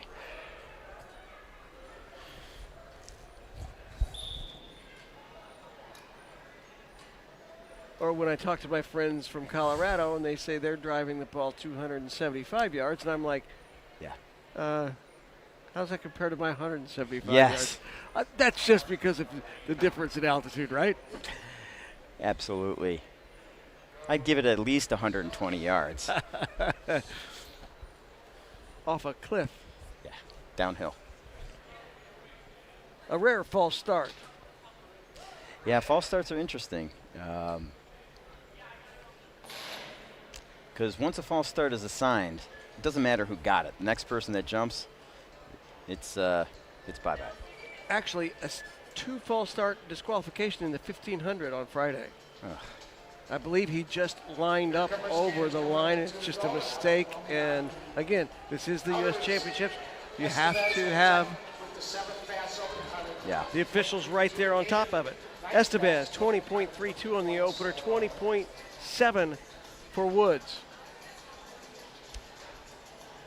I have to say, Woods just had an incredible turn there. I really like the way he generated that speed coming out. Good turnover. And look at that, another one of Patrick Wentland's athletes. Pat, just an absolutely great coach. They are neck and neck coming here at the end of this first lap. The bell lap sounds, and 30.92 for Caden on that lap, 31.17 for Estevez. Watch the draft that Woods is about to get. He's going to get a nice little draft on the backstretch, and he's going to finish with this last inner. He's on the hunt. Woods is in hunting mode. And this is the perfect setup. We should have a good finish right here. Caden Woods on the inner. Boom. Estevez on the outer. Neck and neck, and Boom. Woods closes this one out. Let's take another look at the finish right here. 124.59 to 124.70. Both athletes pushing each other to get to the finish. You know, speed skating being a sport of millimeters, I could almost say one of the smartest things that Woods did was kind of align himself on that backstretch to get that little bit of draft. Personal best there for Woods, 124.59. Our next pairing, Jerry Meck on the inner. And Mark Yanagihara, I'll say it for you. Oh, I've had the chance to say Yanagihara a few times already this weekend. Mark and I have become friends, I guess. Yanagihara on the outer, his personal best of 119. And Meck, his personal best at 125. Well, if you get a chance to catch up with Mark, maybe you might have heard about some of his wrestling exploits. One of, in his day, one of the best wrestlers in the state of New York. An opener of 1926 for Meck, 20.25 for Yanagihara. First time I met Mark was at the Olympic Training Center in Colorado Springs, probably 1995, 96. He was using a squat rack that I really needed to use at the time. I made the mistake of challenging him to an arm wrestling match, not knowing that he was on the U.S. wrestling team. So needless to say, I didn't get the squat rack. Did he pin you?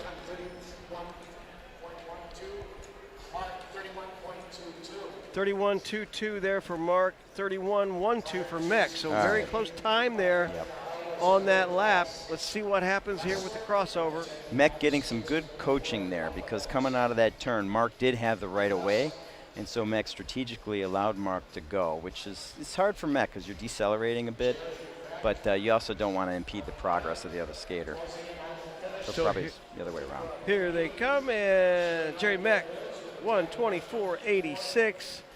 Yanagihara, 127.08. So Meck, that's a personal best at 124.86, even with that little bit of hesitation. Yep. Again, good coaching, because in a sport like speed skating, you're striving, you want that extra, you can get that extra, half inch, I'm going for it. And sometimes you need that good coaching to kind of cut through the clutter and tell you to relax a little bit. And so, those coaches on the backstretch are for more than just showing you a lap time. Next up, we have Sam Chamberlain on the inner and Jeremy Song on the outer. Sam Chamberlain, our young Minnesota skater. I'd say he's one to keep an eye on.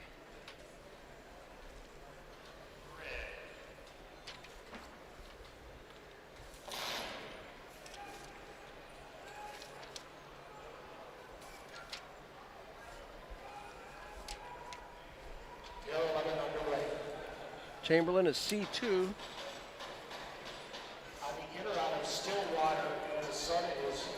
As is Song. So we have two in the same age group, and Chamberlain comes in at 19.37 on the opener, 19.91 for Song.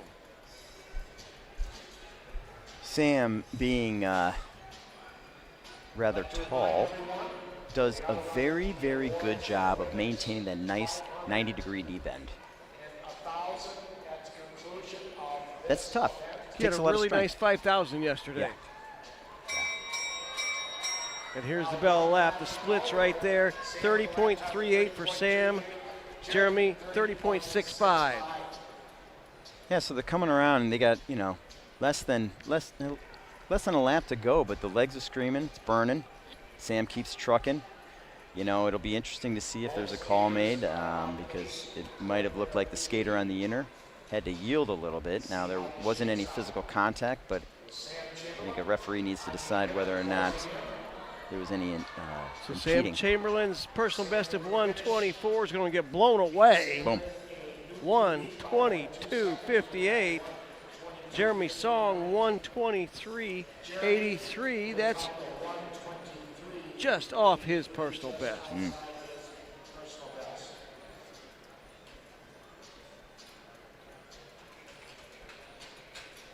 So Sam's time is the fourth fastest so far today.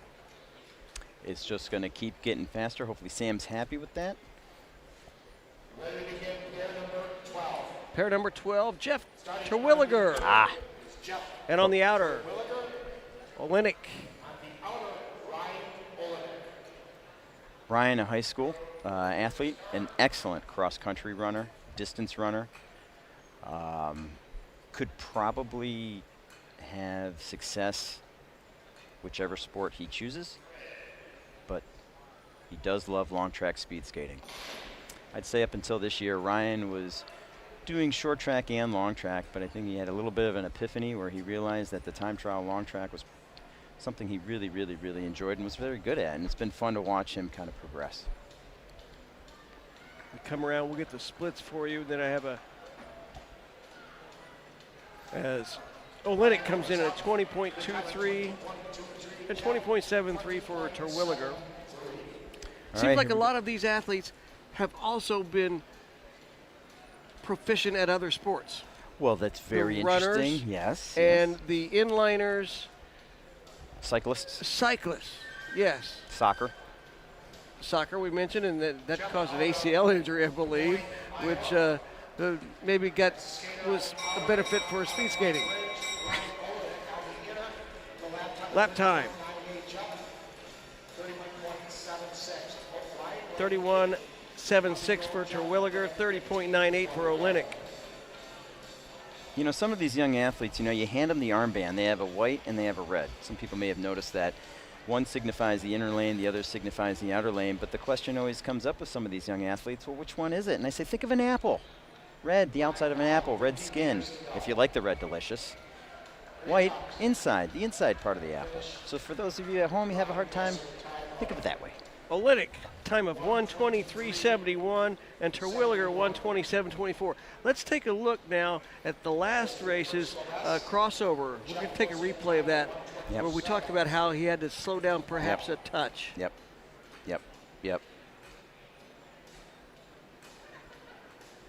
Was it enough? We haven't heard anything from the officials yet, but it was close. Yeah. At the start line is pair number So our next up is Patrick Cosell Patrick Cosell. and Keith Keovan. Keith Keovan out of Colorado, another Colorado gold. Keith also being a past member of our U.S. junior development team, someone to keep an eye on for the next couple of years. Nice young man, strong young man. 118,000 meter personal best. Cosell 122 personal best. You talk about multi-sport athletes, even within speed skating, it is multi-sport. You have short track, you have long track, two distinct but similar sports. But 19.18 for Keovan, 19.58 for Cosell. But for speed skating, the nature of speed skating in itself is multi-sport, because if you think about the type of training these athletes are doing, they're weightlifting, they're cycling, they're running, they're skating. They're doing tons and tons of training that involves other sports. They'll play basketball before they lift weights. Keovan at 29.57 on that lap, 31.03 for Cosell. U.S. Speed Skating conducted a survey. They surveyed all the athletes that competed at the Winter Olympic Games between 1980 and 2018 and asked, do you consider yourself a multi-sport athlete? 85% said yes. The follow-up was, at what age did you specialize in your chosen sport, short track, long track? The average age of those Olympians was 16. Wow, to not decide until then. Yeah. Keovan comes in with a 120.71 and 123.56 for Cosell. Within that subset of Olympians, they took it one step further and they took the data from those that won Olympic medals. Average age for specialization for our Winter Olympians who competed between 1980 and 2018 was 15. Wow. Not much of a difference. Right. Speed skaters by nature are multi-sport athletes. That's good because it allows our athletes to skate longer, deeper into their career. Look at Joey Mantilla, look at Brittany Bowe. Brittany having success for many, many years. Joey Mantilla retired last year, but again, into his late 30s, he was very successful. Speed skaters are multi-sport athletes. You need to be. In order to do the training, to make you good, to make you great, requires you to do other sports. Samuel Hart-Gorman on the inner. Eder Lopez Marias on the outer. Marias from Brazil.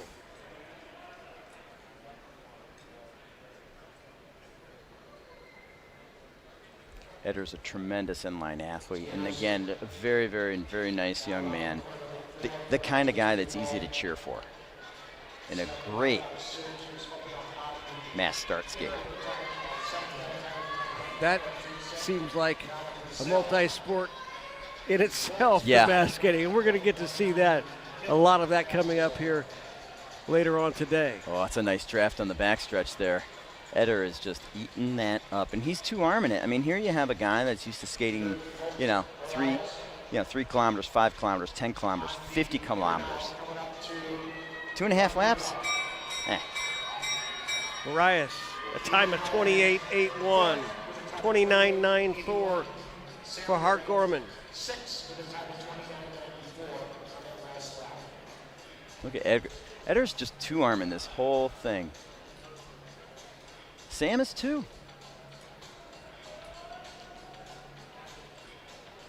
Sam out of Minnesota. Here comes Marias, his time, 1:18.16. And Sam Hart-Gorman, 1:20.4. That would be a personal best for Sam.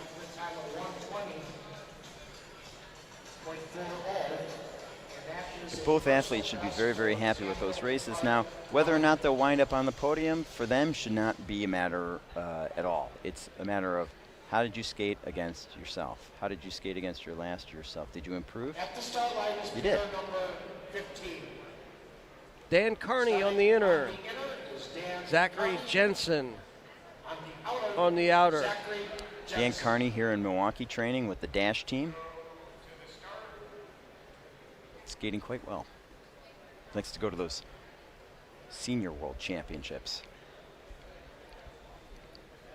Dan's personal best is 1:18. Jensen's personal best, 1:16. Or pardon me, I should correct myself. Dan in those Masters World Championships.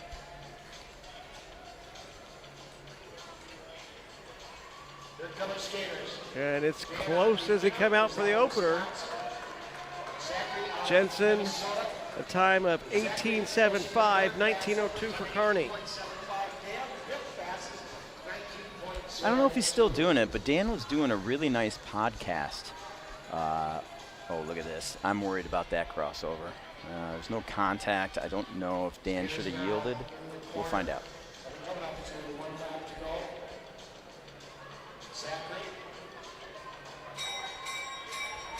So Jensen with a time of 28.66.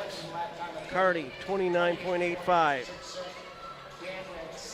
Dan has a podcast, and he'll go and he'll interview, world champions, world record holders, and it's really nice to kind of see him kind of peel the layers of the onion, so to speak, and kind of get to know some of these international athletes. And it's great for the young kids to find out, like, well, what do I need to do to be great? The finish, Jensen at 1:19.61. Carney, 1:21.8. Let's see if we can take another look at that crossover. And maybe from this angle, it's tough to see how close they actually are. Yeah, it is tough. We'll see what happened there. I think a little bit has to do with how much the athlete that was impeded upon, did they need to make an adjustment? On the inner, Andrew Love. And on the outer will be Nathaniel Beveridge.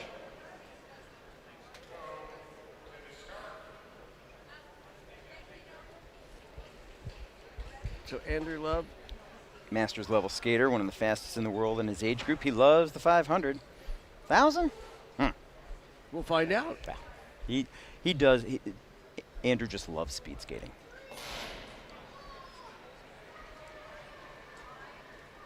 His fastest time is a 1:12. Not sure he's going to get there today.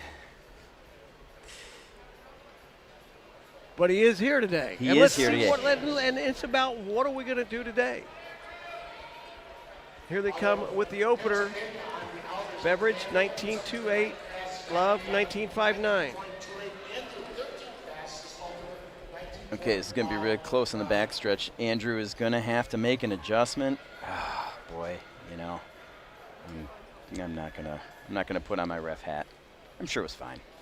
We've had a lot of those close ones here in this 1,000. Yeah. Well, you know, when you have evenly matched athletes, And they've already made up their start. there's bound to be a little crossover. 29.10 for Beveridge on that lap, 30.78 for Andrew.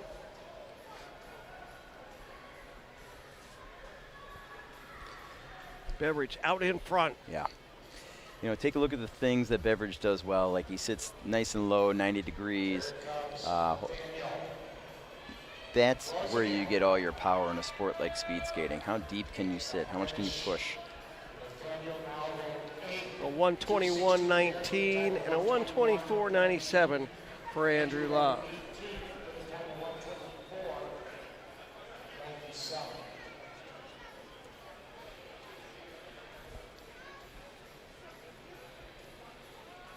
It's kind of chilly in here. You've noticed. Yeah. But we're inside. But this didn't used to be inside. Right. It's all relative. So from that perspective, it's pretty warm in It here. is warm, that's right. Okay, you got to convince myself here. Max Weber on the inner, Liam Kitchell on the outer. What did Monty Python say? Always look at the bright side of life. I won't try to whistle. So Kitchell, a B1 skater.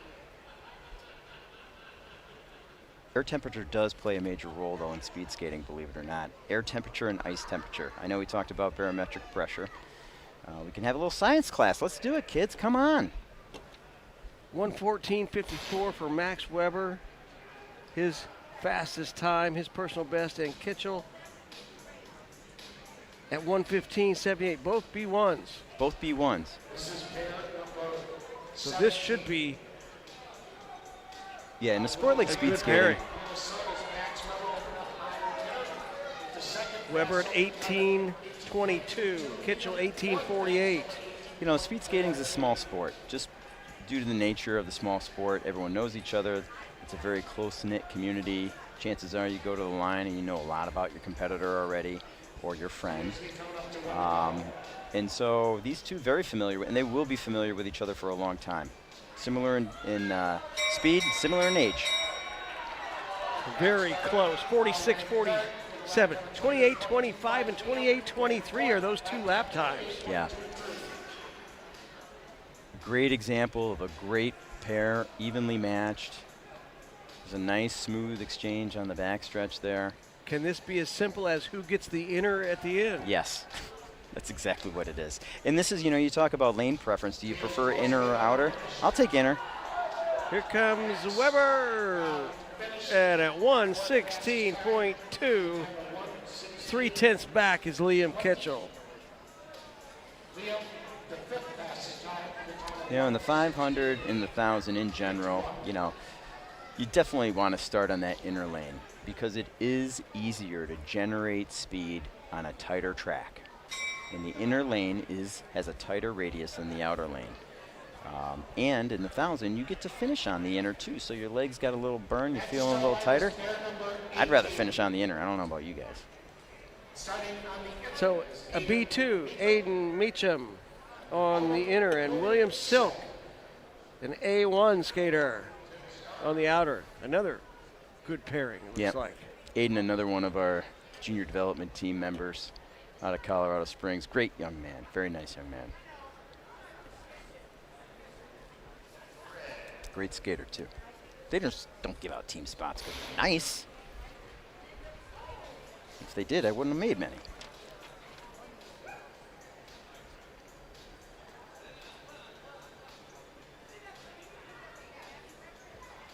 Meacham makes up a little ground, but again, rather close here on the opener. Wow. 18-8-2, 300ths difference, 18-7-9 for Silk.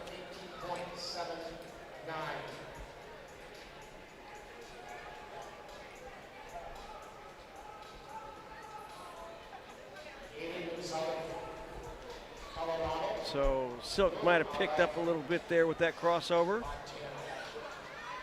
Coming down on the inner, Silk will have that faster time at 27.93, Meacham at 28.6. Did you guys talk about Will Silk much? His dad being the Dave Silk, one of my idols growing up. Dave, yes, I said it. You know it. I told you, though.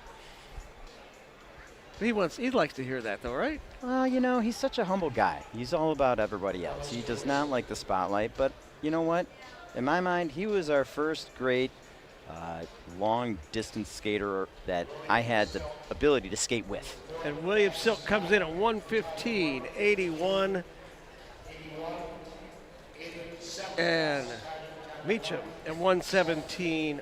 You know, you talk about barometric pressure. Will Silk out of Butte, Montana. It's a mile high. So Will has grown up in thin altitude.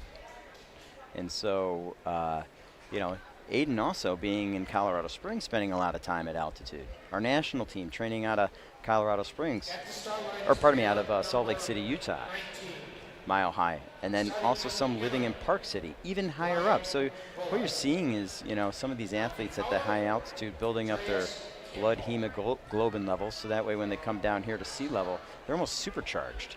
You know, they got, forget the 93 octane, they got like 110 octane. Brian Bullard on the inner. Andres Campo on the outer.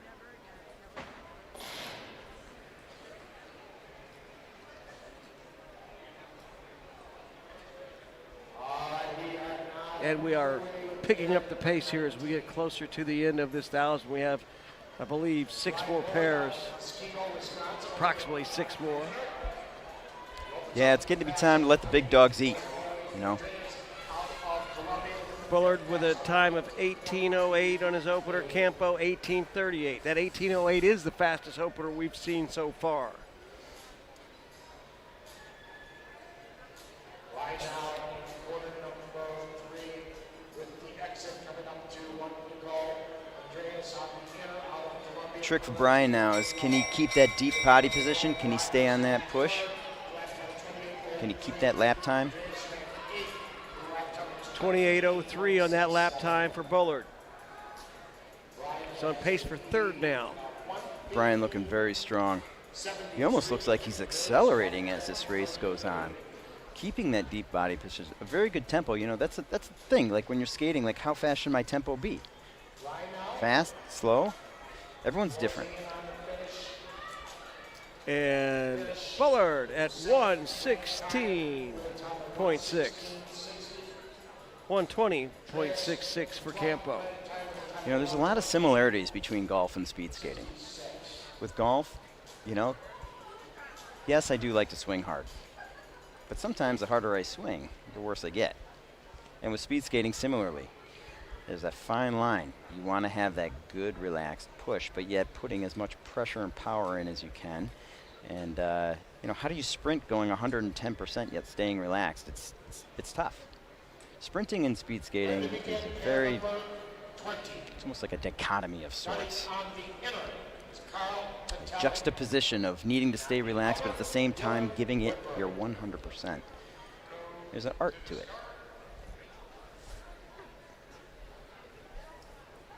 Carl Titelli on the inner. Let's talk about Carl. Dylan Woodbury on the outer. Go ahead. Yeah, this is the future right here. Carl and Dylan. Dylan being, I think, a last year junior, so he'll hopefully qualify for the Junior World Championships. Carl having skated at the World Championships, Junior World Championships. These guys have trained together, they've raced together, they've traveled the world together, and they're going to be together for a very, very long time. This is the future right here. The opener, Woodbury at 17.86. Titelli not quite as quick a start. He's back 18.97. Carl being a very tall young man, he still has the ability to keep that compact body position. A long-time short tracker. Again, you know, both of these athletes have skated a tremendous amount of short track in their earlier development years. Woodbury at 26.15 on that lap, 27.62 for Titelli. They also train together. Same coach here, Bob Corby, here in Milwaukee. Also training with Jordan Stoltz. I mean, a very, very, very good, strong program. Good things happen in Milwaukee. Coming up to 50 meters to go. Here he comes. I think Dylan's having a very good is understated. Dylan had a good race. That's a good race.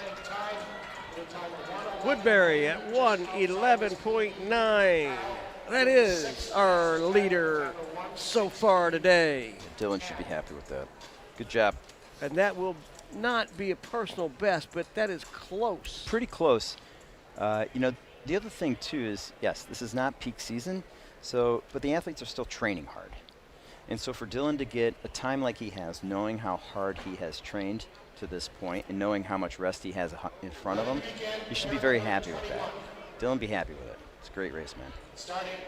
On the inner for this pairing, Sabian Tinson, his personal best of 1:12.20, and Matt Somm on the inner, on the outer at 1:13.94.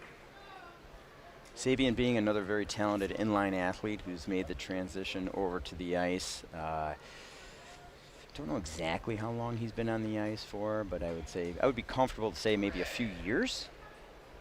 A lot of progress in a few years. Yeah, I'm excited to see what a few more years has. And I think he's getting some new skates too, some new Marcheses, and that in itself will help, you know, further his progress. Let's talk about the equipment for a moment. How much improvement in equipment has there been in the last few years? You know, innovation in speed skating can be difficult.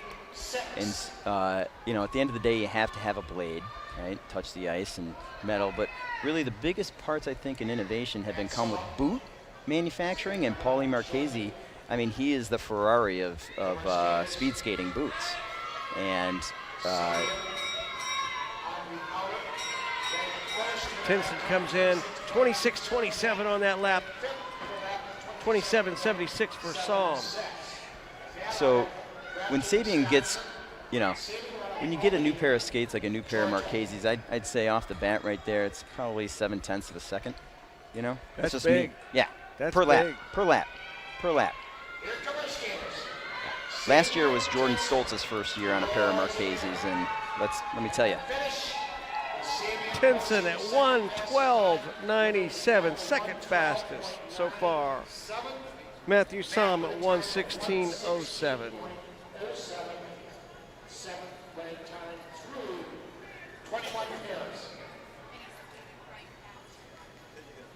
Tommy Fitzgerald and Emery Lehman, two great young men. Easy to cheer for these two.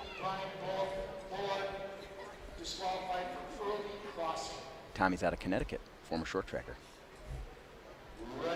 We just had a disqualification for an early crossing. I couldn't hear who that was. Okay. Tommy Fitzgerald on the outer, Emery Lehman. Tommy Fitzgerald and Emery Lehman. Tommy played a lot of hockey, a lot of speed skating, a lot of short track. Moved to Milwaukee a few years ago, and it's been fun to watch his development. Emery, it's hard to remember he's only 26, 27 years old.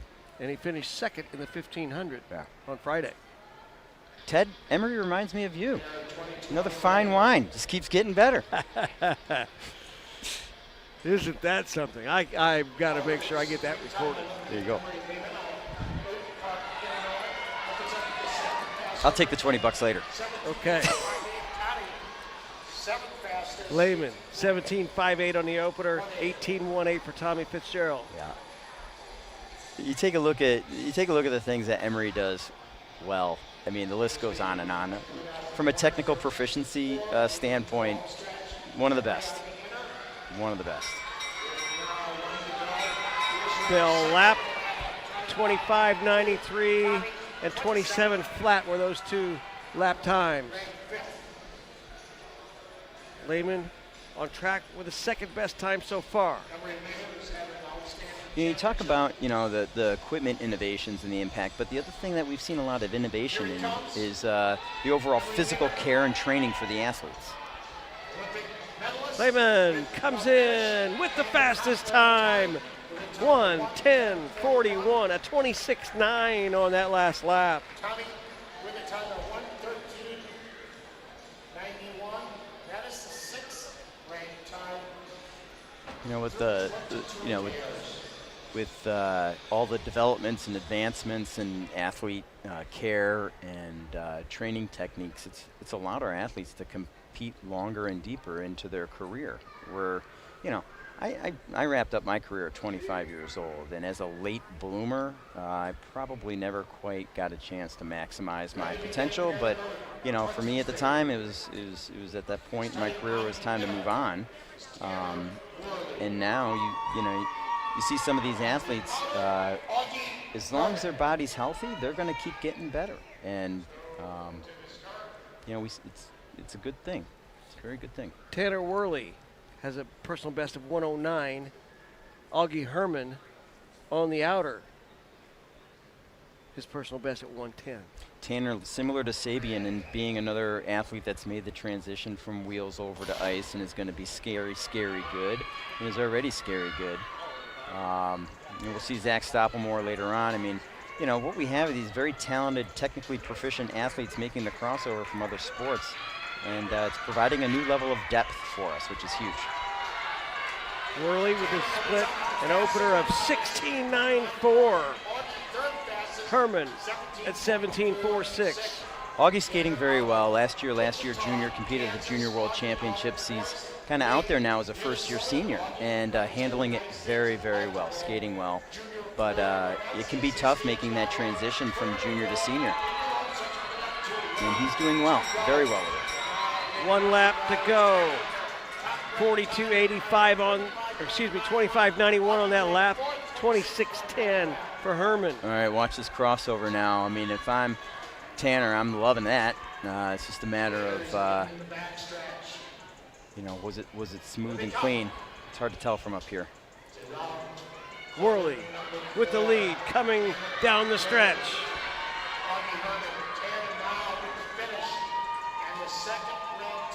Worley at 1:11.02. Herman at 1:11.72. That is the third ranked time. Augie out of Minnesota, another college student, going to school at Carroll University here in Milwaukee, and I think he's studying kinesiology. So again, balancing the rigors of academia with the rigors of an elite athlete at the Olympic level is difficult, and Augie doing a very good job, very good job.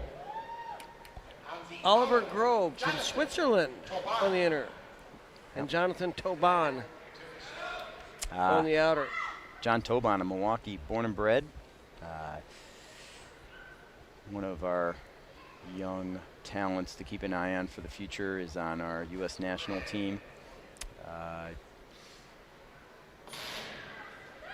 We have this nice core of young athletes. John Toban, I shouldn't even name names because I know I'm going to leave someone out and have someone upset. But what I'm trying to say is that we have a really good core of young talent, and the future's bright. Grove with his opener of 16.99. Toban 17.28.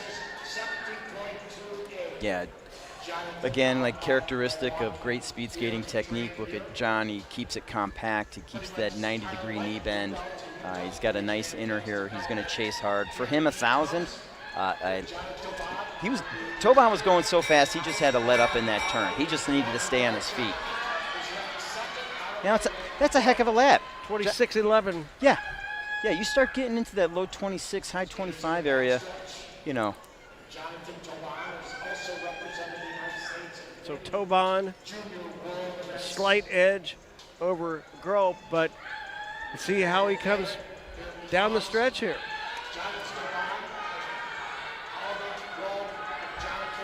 Toban at 111.44. You know, I didn't see what was happening with John's turn setup earlier in the race that caused him to ease up a little bit. When you see something like that, it can be characteristic of a few different things. I mean, we're making the assumption that the ice is in good condition, right? There's no chunks taken out of the ice. This Zach. should be a great matchup here. Jordan Stoltz, the star of the show, let's face it, the star of the show. And Zach Stoppelmoor, he's had a great weekend as well. Jordan Stoltz. Jordan having first inner.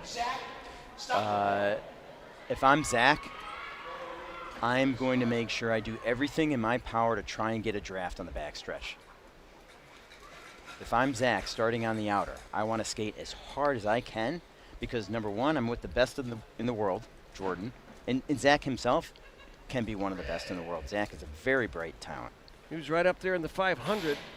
So we know he can do it from a raw speed and power standpoint. If Zach can get a draft on the backstretch, we could see a very special race. Stoltz on the inner, Stoppelmoor on the outer. Stoltz, on the other hand, he's only worried about how fast can he go. He's not thinking about worried anyone about else. world records. World records. Having skated at sea level. Having skated the 5,000 yesterday, perhaps looking for an all-around. Yeah. I would love to see Jordan Stoltz at the World All-Around Championships and see what he's capable of. 16.55 on the opener and 16.83 for Stoppelmoor. This is still really close. Now watch this. All right, so Jordan has got the perfect setup. He's going from outer to inner.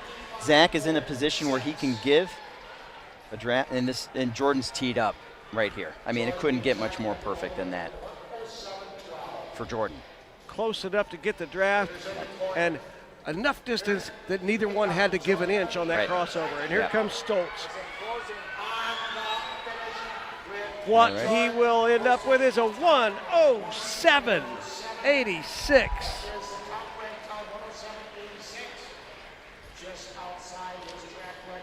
Just outside his track record, but Stoltz 1:07.86 and Stoppelmoor at 1:09.08. There's a lot of things that make both of those skaters very unique. You know, with Jordan, not too many can go out and skate a 5,000 and go out and skate a sprint like Jordan. In fact, nobody can right now. Starting on the inner. Connor, McDermott, Mostoe, and Cooper McLeod. Two athletes that are part of our very talented core of young men coming up. Cooper obviously having a very good 500. You know, it's hard for me to pick someone on this. I couldn't tell you. I'm not gonna. McLeod was second in the 500. McDermott Mostoe was third. He was also third in the 1,500. Yeah. So this should be as good as we could see. Yep. Connor's grandfather being Terry McDermott, himself a gold medalist. So McLeod at 16:33 on the opener. Has the fastest opener time of 60.23. Connor, third fastest, 16.78. nice draft on the backstretch there. Cooper placed second in the 500. Cooper on the inner now.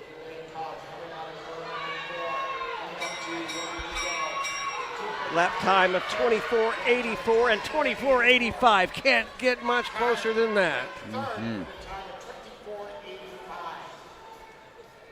This is exciting. To see Cooper skating this fast this early, to see Connor skating this fast this early. Good things happening at U.S. Speed Skating, I'll say that. Can he make it up around this final turn? Look at this. Down the stretch. McLeod will hold him off. McLeod with a 1:08.57 and 1:08.68 for McDermott. You know, you go back to the fine line in speed skating. You go to bed at night and go, did I open that too hard? If I had to execute that race again, would I execute that race at the same? We're talking 1/10 Yeah. is the difference between second and third right now. But we have one final pairing, and this is another excellent matchup here. Austin Kleba and William Gebauer. These two have spent a lot of time skating with each other. Both used to train together here in Milwaukee with Mike Whitty. Mike being one of our top long track coaches in North America. These athletes know each other well. Both personal best in the 108. And right now, that is the second fastest time is 108.57. Third fastest is 108.62. Don't know if they can catch Jordan Stoltz, but still. They're going to try. Absolutely. That's why they're here, right? That's why we race them. That's right. Austin, a 2022 Olympian, Beijing. Will came close. He skated a heck of an Olympic trials.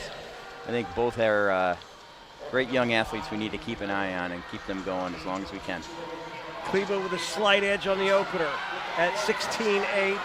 Gebauer at 17.02.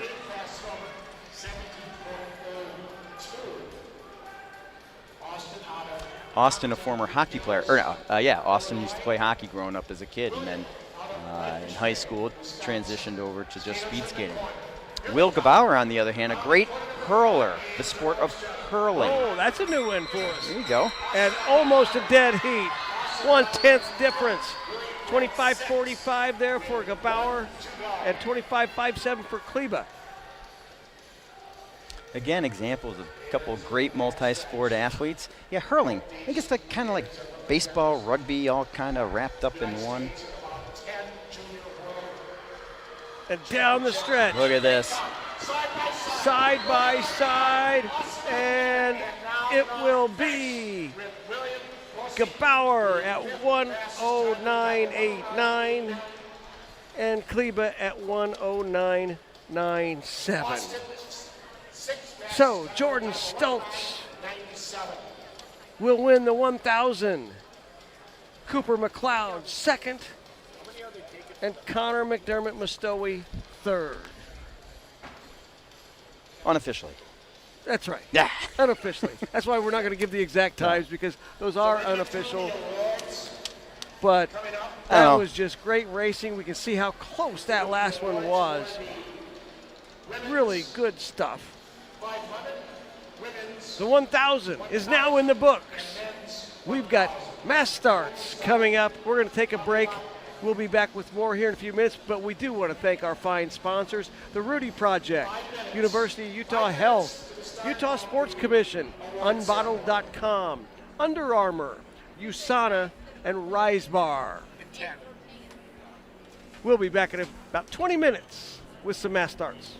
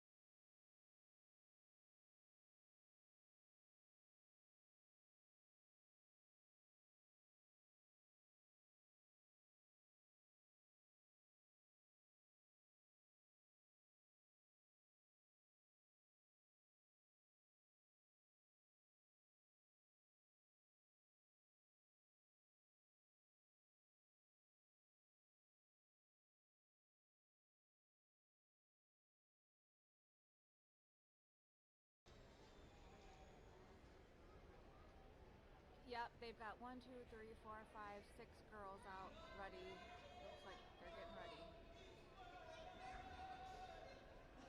They're lining up.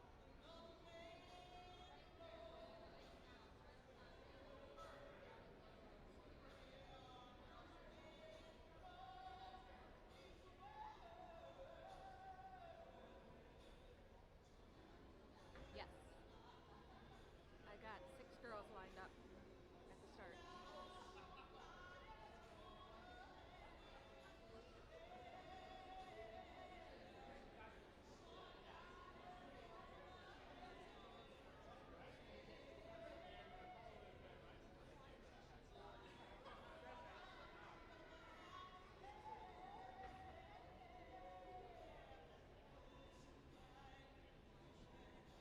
There's 7.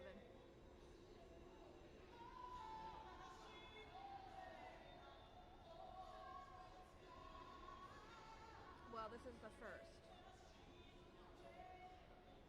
So maybe it was 7, you know what I mean? Maybe they're doing half and half. Oh.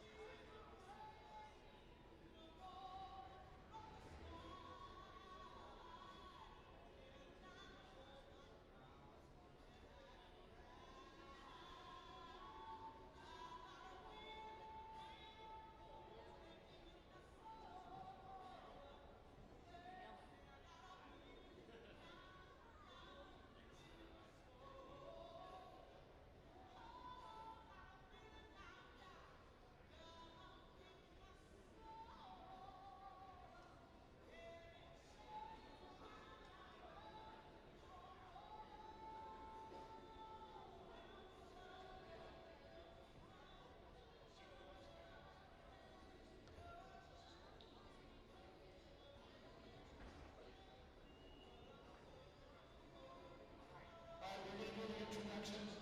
All right. Starting position number 8, Melissa Dahlman.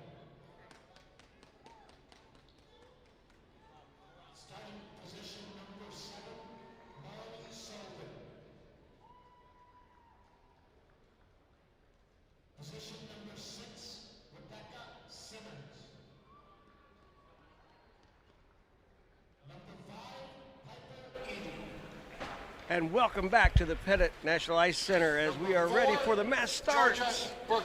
Did you say the mass starts? The mass start. Wait, like as in plural, more than one? Yes, we get to do this more than once. But first up, we have the Women's World Cup Qualifier mass start. Okay. 16 laps. And I believe 7 ladies. 1, 2, 3, 4, 5, 6, 7. 2 of them are Olympians. And we have 2 mass start spots. Mia Kilberg won the 3,000. Perhaps one of the favorites, but Anything can happen. Anything can happen. This is like horse racing, you know? Jockey could fall off the horse. Blade could go flying. Someone could fall. It could be an inadvertent collision. That's why we have 2 mass starts. so we have Mia Kilberg, Sarah Warren, Anna Quinn, Georgia Birkland, Piper Eady, Rebecca Simmons, and Marley Solden. Mm-hmm. You know, here you are, a young junior athlete like Marley, and you're up against Mia. How about that? That's in the big time. It is the big time. You know what I love about speed skating? It sets it apart from so many other sports. And here's an analogy. You know, it's Sunday. We're in Wisconsin. Football. Can you imagine going up to Lambeau Field and playing catch with insert your favorite Green Bay quarterback?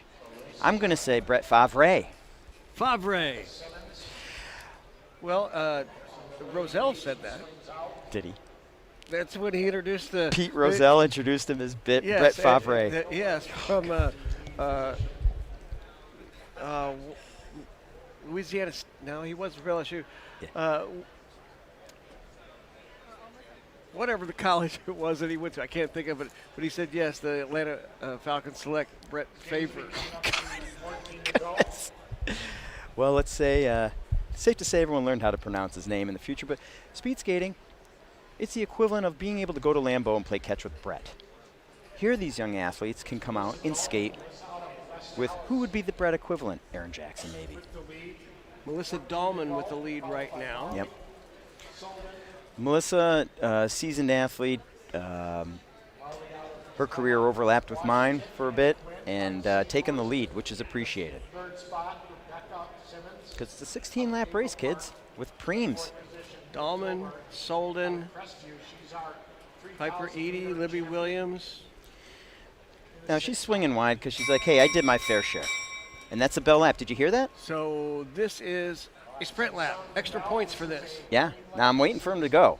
for points. You know, there's a lot of strategery involved there. Points for first, second, and third. And it looks like no one's really going. So I would say watch coming out of the turn. If anyone's going to go, they're going to scramble out of the turn.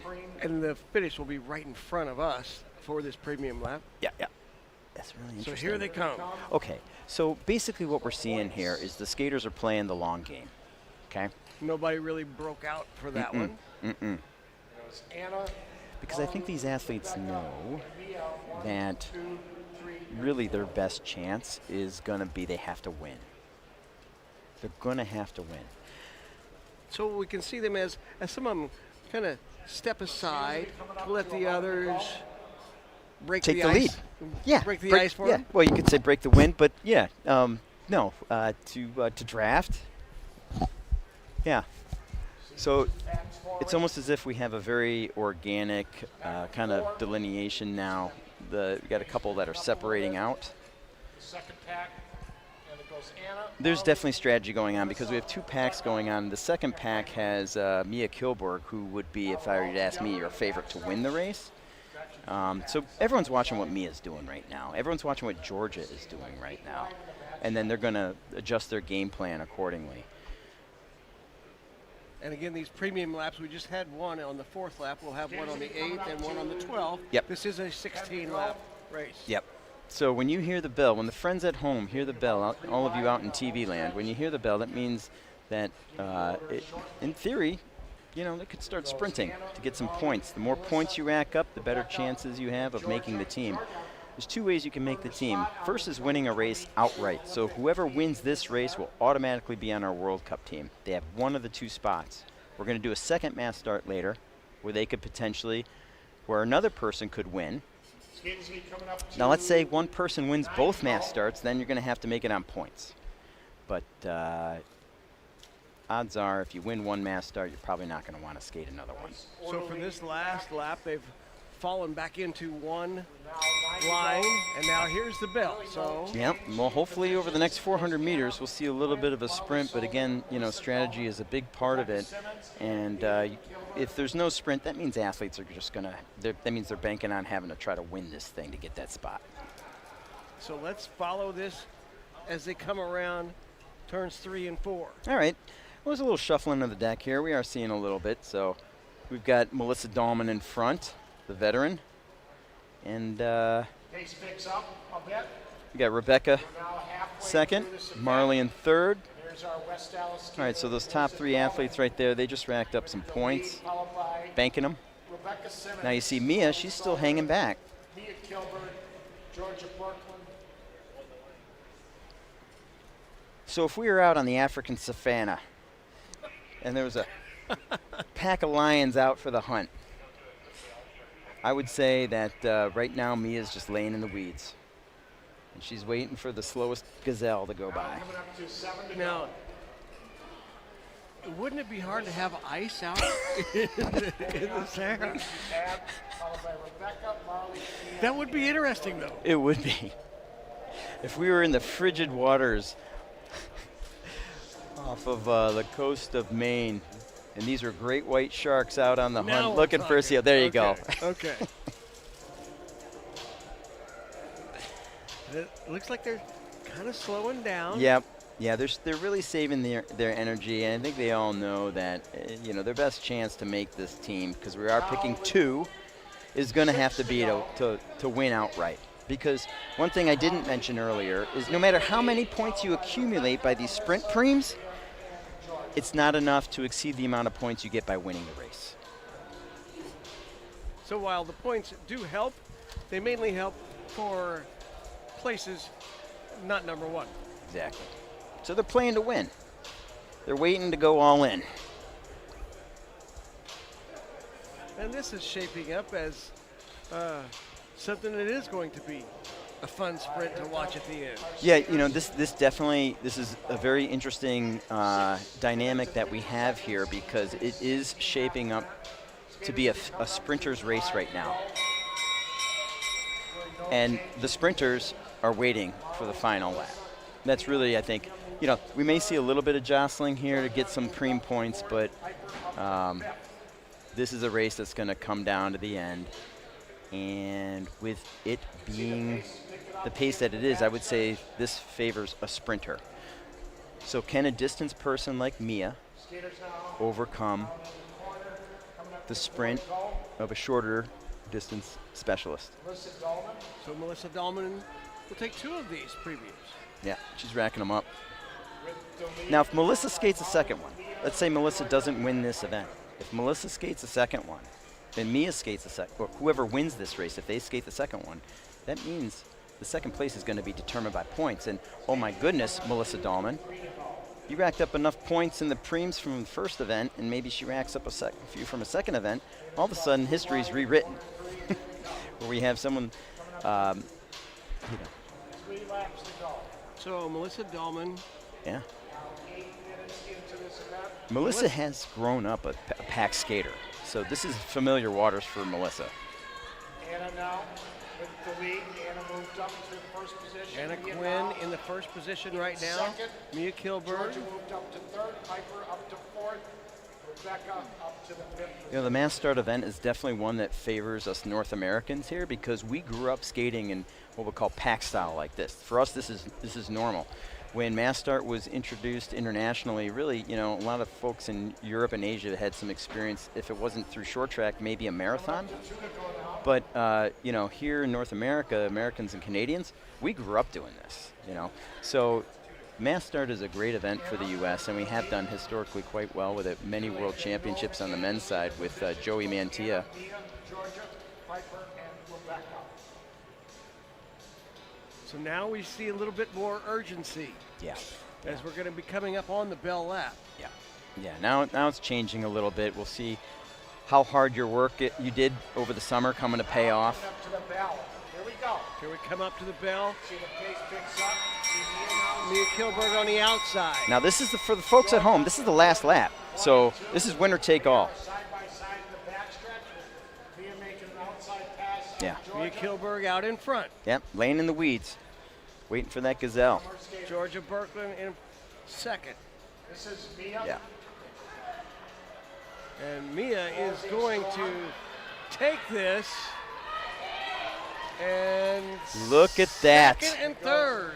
Look at that. Okay. Georgia Berkland. Rebecca Simmons. Mia being our top woman in the mass start event, having competed in the Olympic Games, not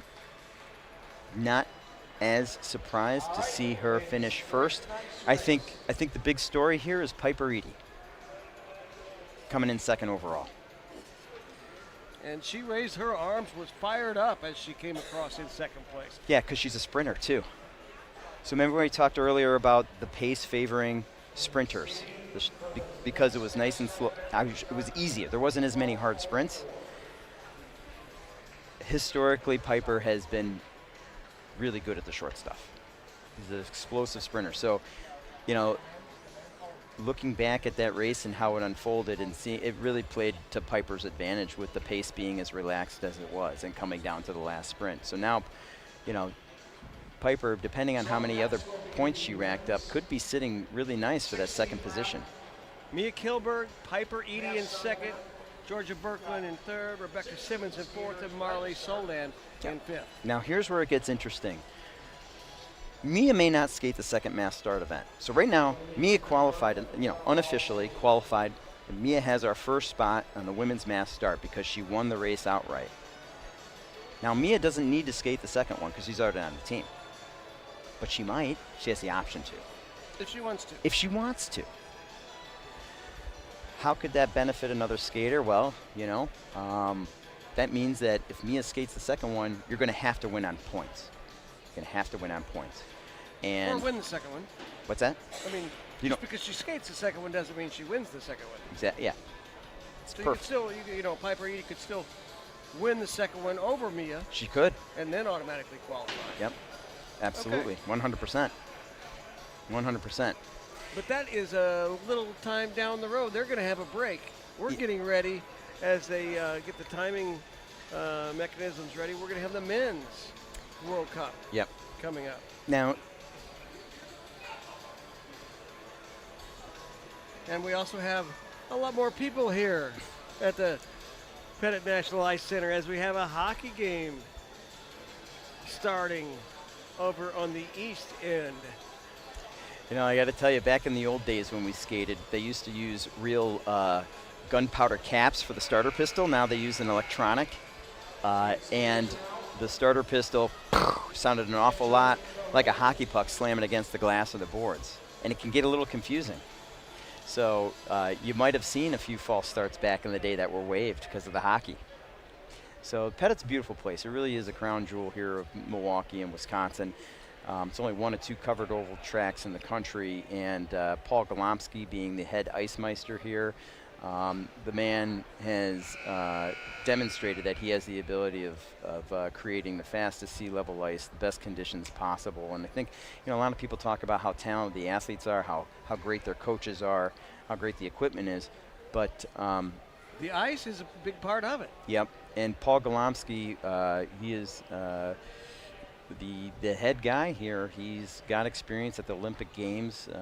I know at least on one Olympic Games, his services were requested, and he went and assisted on the ice making team at the Olympic Games. So Paul is also very innovative when it comes to ice making, and has his own proprietary, you know, special techniques. That, you know, I mean, he could tell me, but then, you know, I might not make it to work the next day. As an attorney, you would have to hold that to your client. Client privilege. confidentiality, Yeah, that's yeah, right. yeah. That's right. Yep. May have to sign a non-disclosure agreement. Well, that's a good thing we don't have to worry about that. No, this is just fun. It's just speed skating. Let's just skate in circles and go as fast as we can. So we saw 7 in the women, Mm-hmm. but we see a lot more than 7 out here in the men. Yep. Yeah. A little bit has to do with development pathways and times. So, you know, you'll notice that most of these athletes that are out here have competed internationally, or at least come close to competing internationally for vying for these World Cup spots. And so we may see, like in the men's or in the women's American Cup later on, the second mass start, that could be a pretty beefy field. That could be a bigger field. I didn't look at the field yet. Could be filled more with development athletes. But here we have a lot of men who are in contention, who feel like they got a shot, and you know, this is optional. They don't have to skate the mass start. Each one of these events that the athletes are competing in, you know, you can go a la carte. You know, this is not a buffet where you like. Well, it is a buffet. You can pick and choose what you want. So Thomas Fitzgerald, I believe we have 14 Carl Tatelli, in this Dylan Woodbury, Jack mass start. yep. And the interesting thing here is you're going to have a lot of sub-factions within this group. Some of these athletes train together, compete together, and could end up, you know, benefiting from some collaboration. 15 skaters.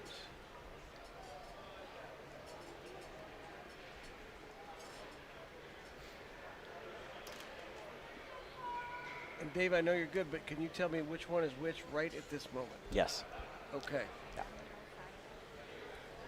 I'll take your word for it. Yeah. They do look all quite similar, though.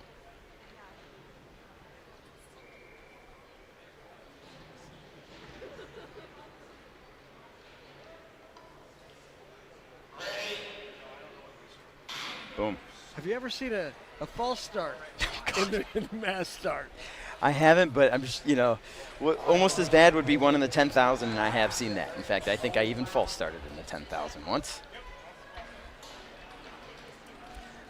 So early on, skaters, a lot of sorting things out, strategizing. Everyone has their, you know, game plan, but the reality is it's There does get to a point in the race where the plan is out the window, and it's every person for themselves. Well, and like in auto racing, Yeah. whether it's IndyCar or NASCAR or whatever, teammates. Yeah. And so they have team strategies, but still, when it comes down to it, you're trying to win for your own. You have to win for you. And speed skating is an individual sport. There are some team events within speed skating, like the team pursuit and the relays. We do have relays on long track, believe it or not just short track. But yeah, this is at the end of the day, the mass start is. The other thing too is, as you get to a World Cup world champion, you look at, if you have 2 spots, what can my fellow American? How can I help them? How can they help me? They may be divided up into 2 different heats, right? So you get to the final, and subconsciously maybe there might be a little teamwork going on. I don't know. 14 to go.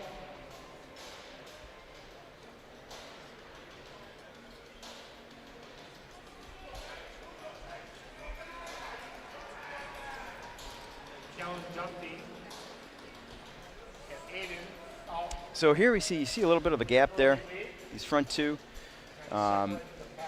Maybe setting the table for an attempt to lap the pack, although Jordan Stoltz and some of our other national team men, may not be opting to go after that. It's Kellen and was it Aiden? Yes, Kellen, Yeah. Dunphy, and Meacham are out front. Now And here's there's a bell, so yeah.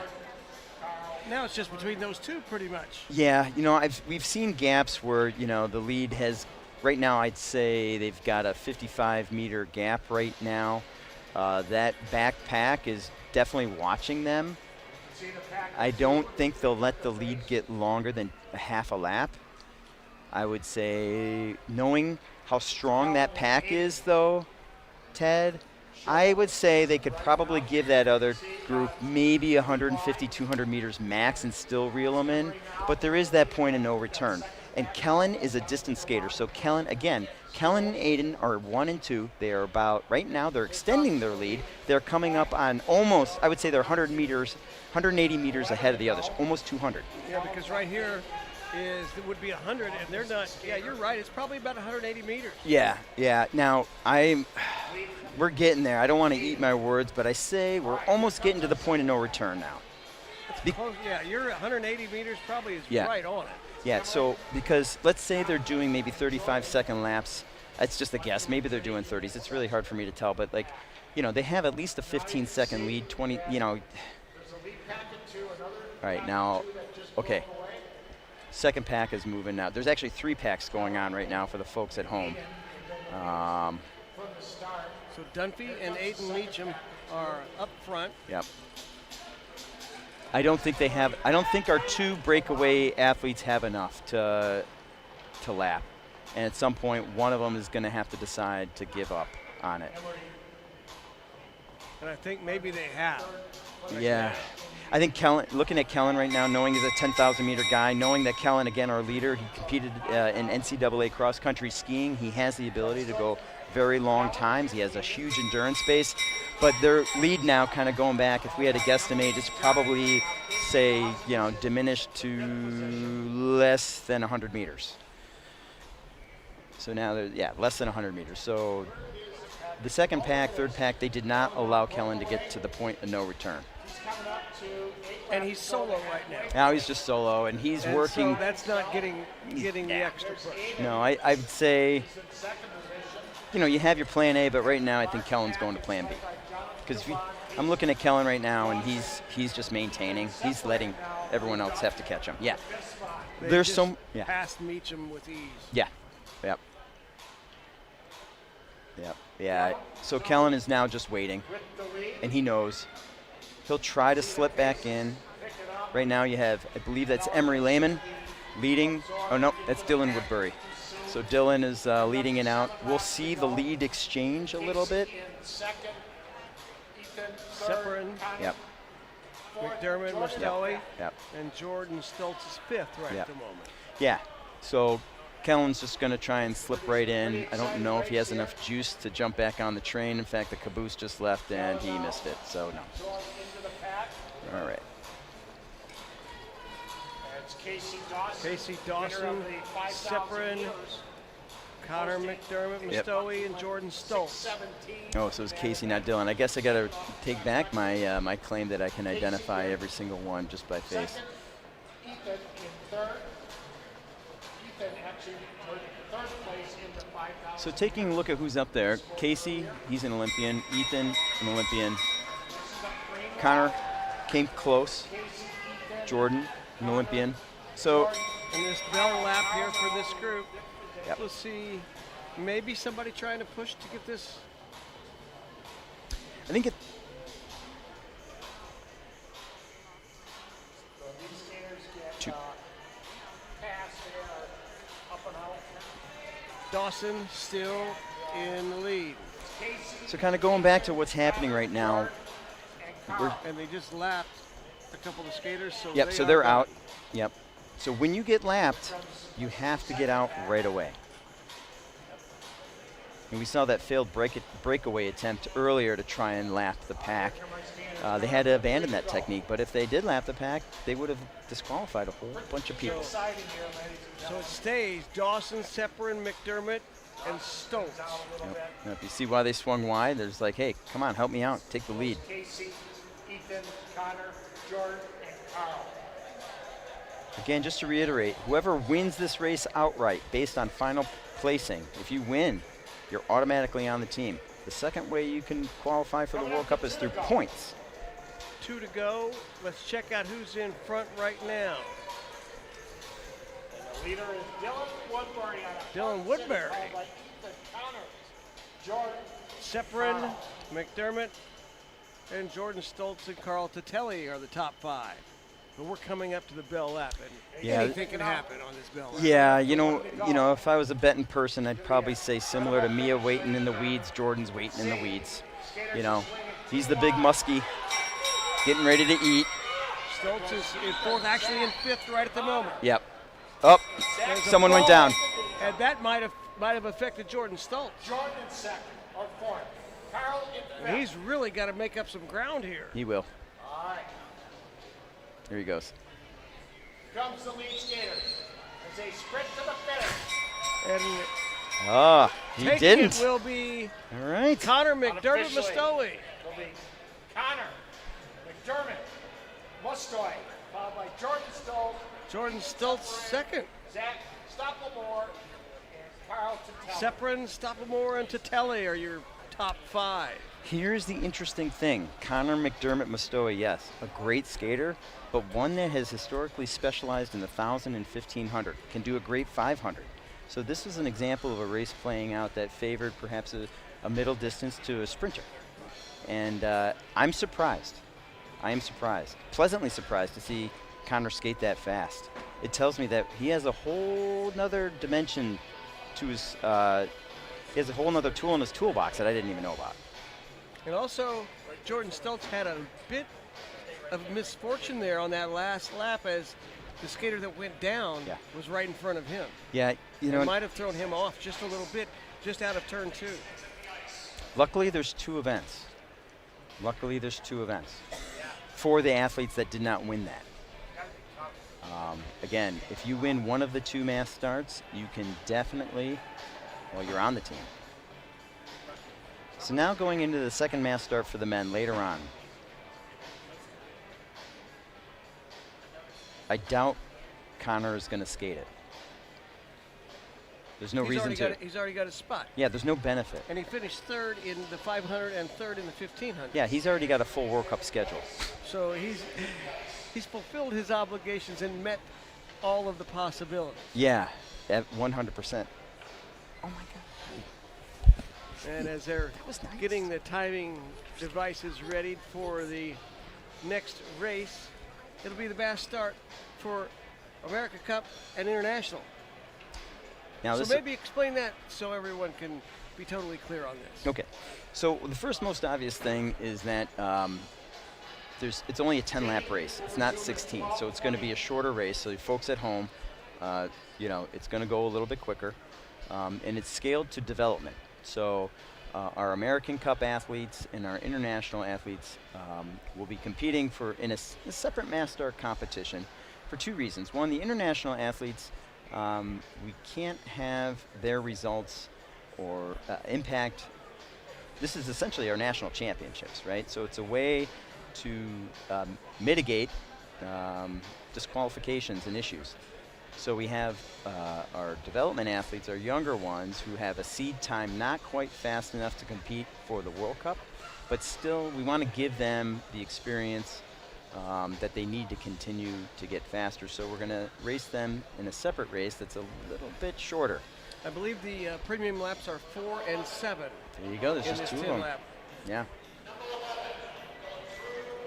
I think one thing that U.S. speed skating's done very, very well is with their athlete development pipeline is scaling races to match skaters' ability. And so for our development athletes, 10 laps may be just perfect for them, or they may not quite be ready for 16.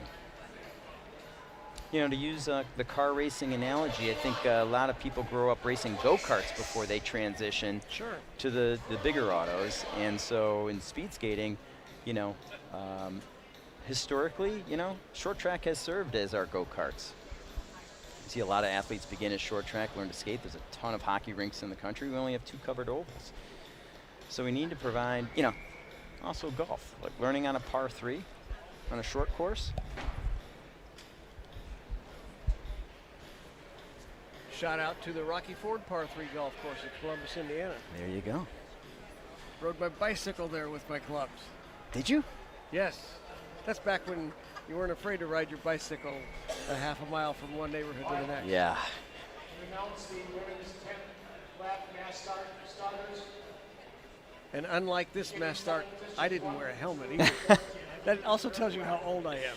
Hey, we're looking forward to a great race here. I believe we have 14 or 15. I can't tell with the official listing.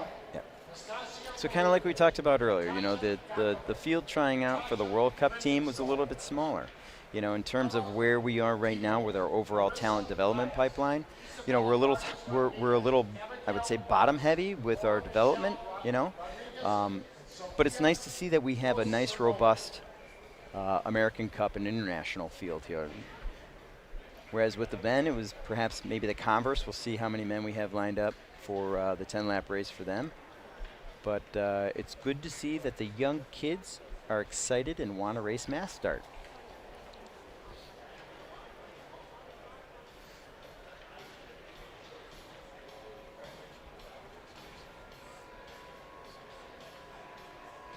Now I'll tell you, our friends from Brazil and Colombia who are racing in this event, this really does play right into their wheelhouse because a lot of them, like I said, have grown up on wheels and made the transition to ice. So if you grew up skating on wheels, you do these events every day.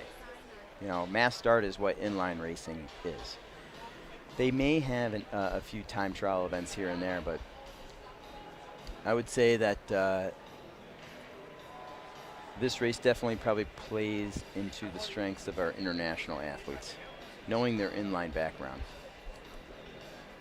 All right, I'm going to reintroduce the skaters. Section 1 through 42-1. Keela Winkle, Karen.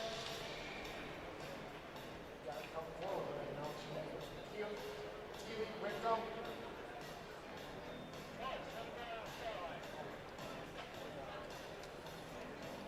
Skaters, please come forward.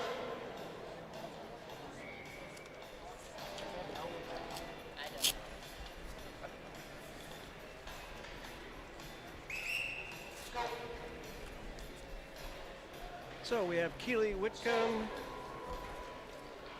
among Up here to the blue line, like we always do. among these starters, and they'd already gone through the announcement of these racers. Thank you, Jeff Brand. He's been fantastic, by the way. You know, speed skating is a sport where we couldn't do it without our volunteers. And Jeff, along with many other officials on the ice and off the ice, in the heat box, we thank you because it doesn't happen without you. And Jeff has been one of our longtime volunteers here on the microphone. and has done a great job for us. Getting up early, crack of dawn on a Sunday morning, come on down here and spend some time with the fans.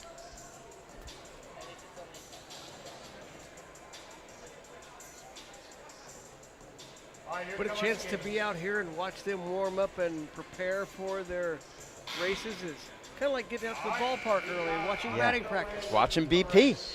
Catch a few fly balls, a few foul balls, so maybe it'll, go out to the bleachers, bounce around in the Miller Lite beer pen over at American Family Field, home of your Milwaukee Brewers.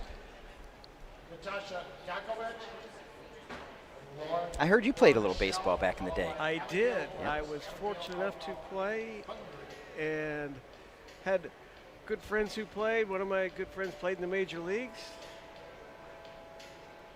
A couple others, well, actually, several friends that played in the major leagues, but mainly in the minor leagues, but a long professional baseball career.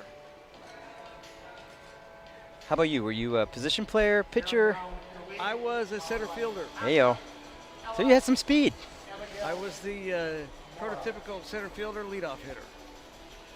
Yes, I had some wheels. I just wish when I only played a couple seasons of baseball as a kid, and I basically based my ability as a batter on whether or not I hit, and he was able to hit a home run. Never hit a single home run. I wish someone had a little chat with me about small ball.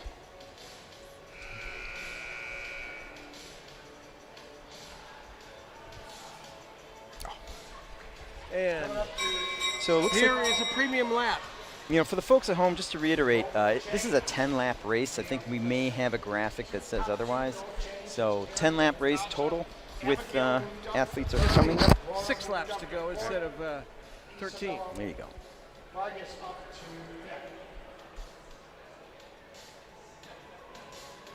Yeah, I just wish someone talked to me about the benefit of small ball, right? And I just thought, well, I just hit grounders. I guess I'm not any good.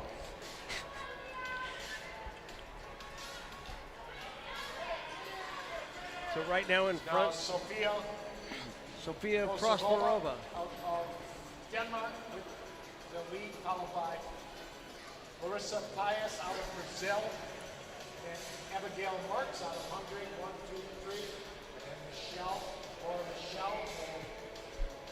Nastasia Prosperova, Paez, Merckx,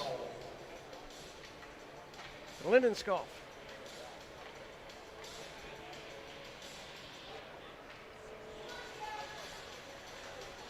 Doesn't look like anyone's going to be trying the tactic we saw in the previous race of trying to lap the pack.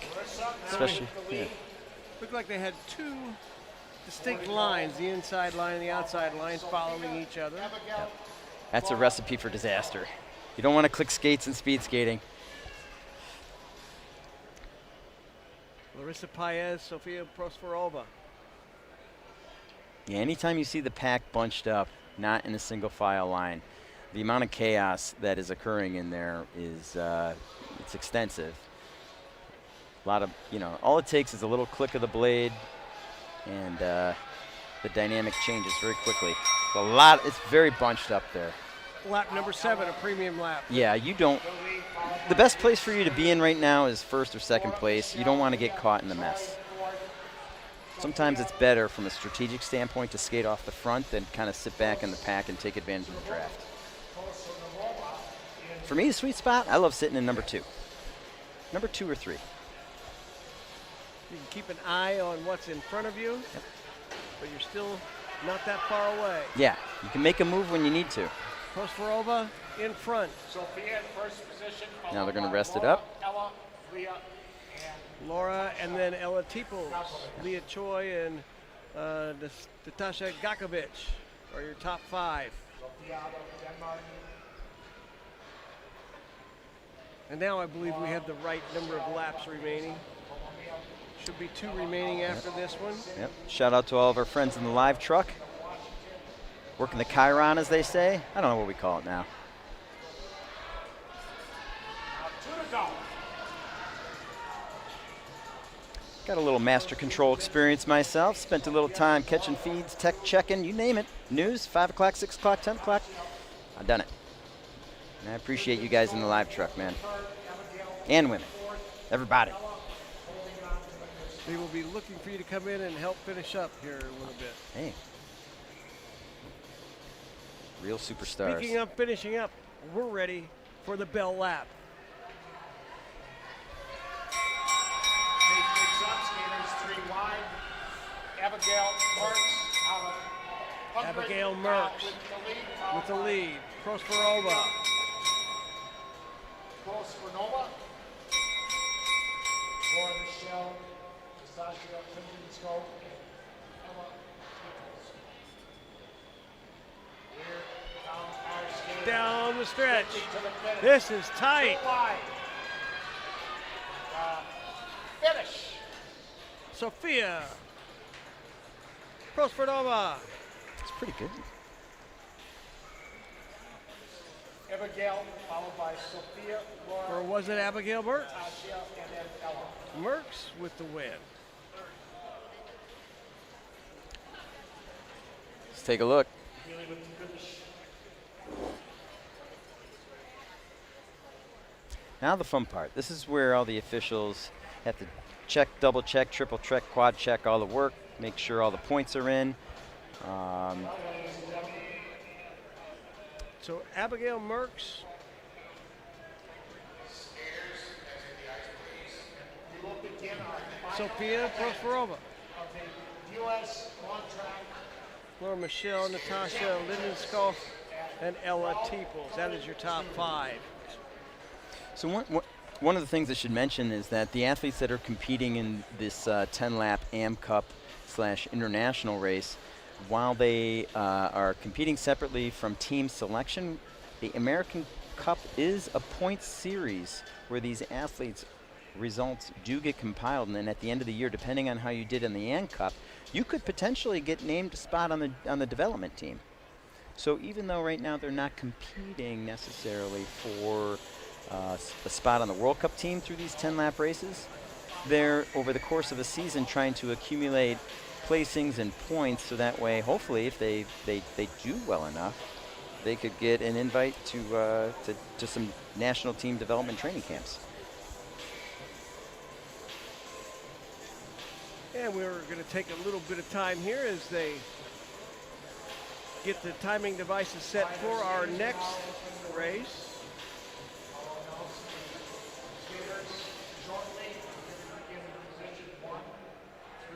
Let me see if I can.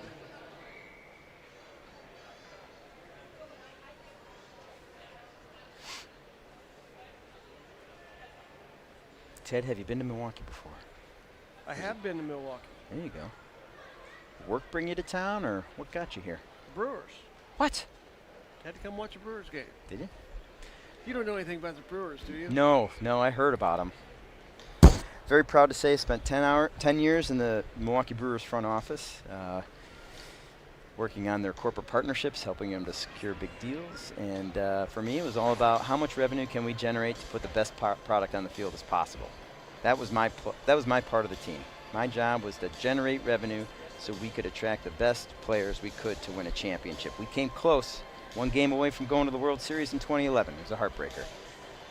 Never forget being in Arizona, and we beat the D-backs, came back home, sealed it up. I'll tell you. And then the wild card, St. Louis Cardinals came out, beat us in the NLCS, and went on to win the World Series. If you're to take it back, if you're a baseball fan, take a look at the teams that eliminated the Milwaukee Brewers in the playoffs, and then cross-reference that with that year's World Series champion. You're probably going to see a strong correlation. So that tells you that if you beat the Brewers in the playoffs, you got a solid shot to win the whole World Series. Just beat Milwaukee, and then it's a given, right? Tell you. Only because Milwaukee's that good. If you can beat Milwaukee, then you deserve it. You know, one thing I've really come to admire in sports is the parity that Major League Baseball has been able to achieve, where all 30 market teams have a solid chance to try and make it to the postseason with the wild card berths, and I have to credit that with Mr. Selig, our Milwaukee's own, Mr. Alan Bud Selig, who introduced the wild card. He certainly had a huge influence as the commissioner of baseball, but of course that after being the owner of the Milwaukee Brewers. Milwaukee Brewers, that's right. I was there during that transition time, going to work for the Brewers when they were sailing in 04 before Mr. Atanasio bought the club. And I will tell you that if it wasn't for Mr. Seelig, there would be no baseball in Milwaukee, because he was very sad when the Braves left for Atlanta. And so he made it his mission as a young man to bring baseball back, and he brought the Seattle Pilots out of bankruptcy and created your Milwaukee Brewers. So as we get ready for the start of this mass start race, Am Cup and International style, we have 16, I believe, I love it. competitors. This is a robust field. This tells us that we have a strong development pipeline coming up. We have a lot of young athletes that do want to do the mass start. The mass start is an Olympic event.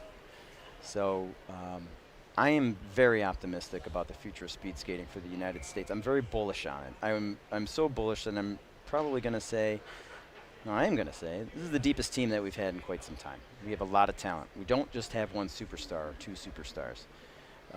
We've got a lot of superstars. And you know what, Ted, the best part is? They're all good kids. That's fantastic. Hey, well, it makes for a great representation of the It U.S. is. when they go out in the international Yep. competitions. They're good kids. And we are almost ready to get going. After this 10-lap race, we'll have a break to redo the ice. And Yeah. then we'll come back for 4 more mass starts. Oh, I tell you. You know the great thing about this live stream? Grandma can see it. Mom and Dad can see it. And the athletes can see it when they go home. Yeah. Scary part is some of them are probably going to listen to what I said. So I don't know. If I said anything that was wrong, well, you know, won't be the last.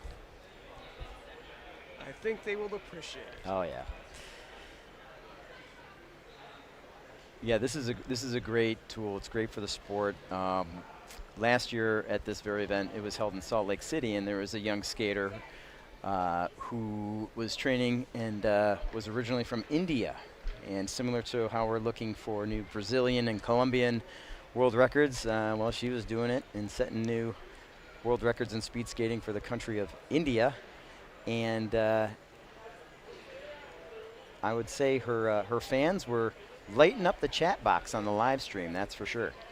A lot of fans. And how cool is it that Mom and Dad back in India can see you compete out here in Salt Lake City? So that was great. You know, And a sometimes shout out to all of the people watching internationally this 3-day event. Yeah. Thank you for watching. Yeah. And we're glad we were able to bring this to you. Yeah, this is great. I would tell you, you know, hats off to U.S. Speed Skating.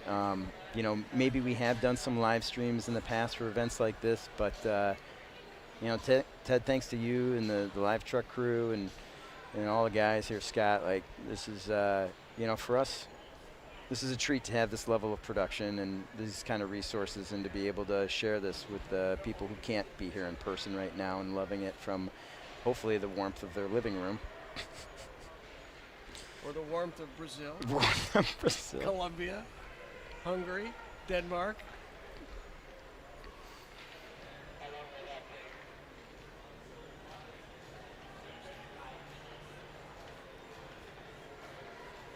Final instructions. I believe we're talking with one skater off to the side, and I'm not sure what. The only thing I could take a wild guess, which I shouldn't do, is maybe it could be a technical equipment question. Perhaps the skates weren't accepted or checked. It could be that. It could be an equipment issue where there could be a loose spring or a loose bolt that fastens the blade to the boot. I couldn't tell you. But it's clearly something that's important enough to warrant this athlete having to step to the side, unfortunately. It may be that there was a critical piece of equipment that's required for this from a safety standpoint that wasn't there. It's hard for me to speculate, but the race goes on. the race goes on. That's right. Show must go on. And 10 laps we have here in this first round of this mass start America's Cup and International. Fortunately, we'll have a second one of these, so if that athlete is being held back by a small equipment issue, we can hopefully get that straightened out for the second one. And here we are. It's a short race, so they're already on a preem sprint.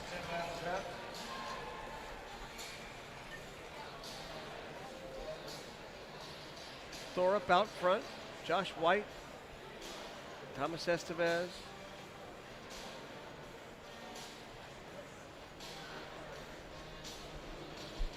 All right, here we go here.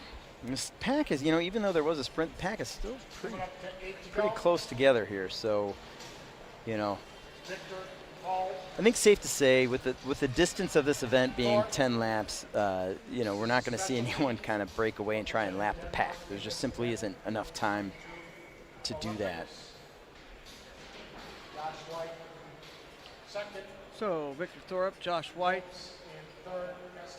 Marias, Estevez,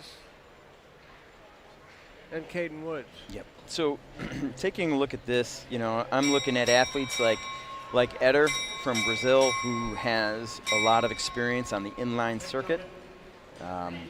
Very, very helpful for some of these mass start events where the style of racing is similar. So these front three pulling away.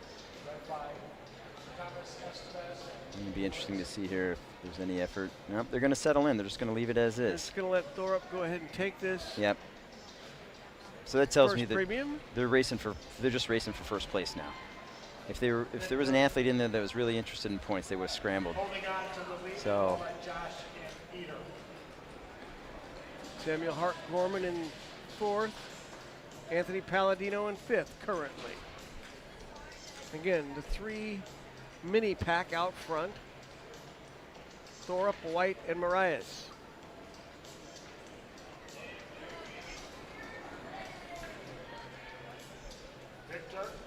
right now, Victor is definitely taking one for the team, so to speak. Spent a lot of time out front. He's, you know, giving his two competitors a draft for a very long time. That's a long time to be out there. If I'm Victor, I'm saying, Eder, come on, man. Get out there.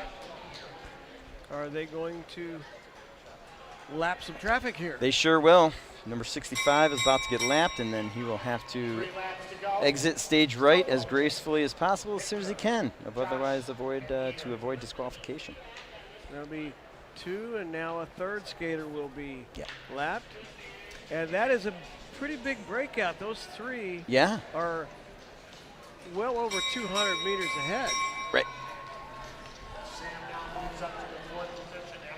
And 3 laps to go. Well, you know, Thorup right here takes that.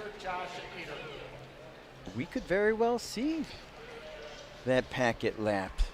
Well, how about that? That's impressive. Credit to the lead pack, because that tells me that they were able to really extend a very long lead in a very short amount Let's of see if we time. can get their next lap time. Last time, I believe Thorup was around 33. And we'll see if his lap time here. 28? Is that possible? Yeah. Yeah.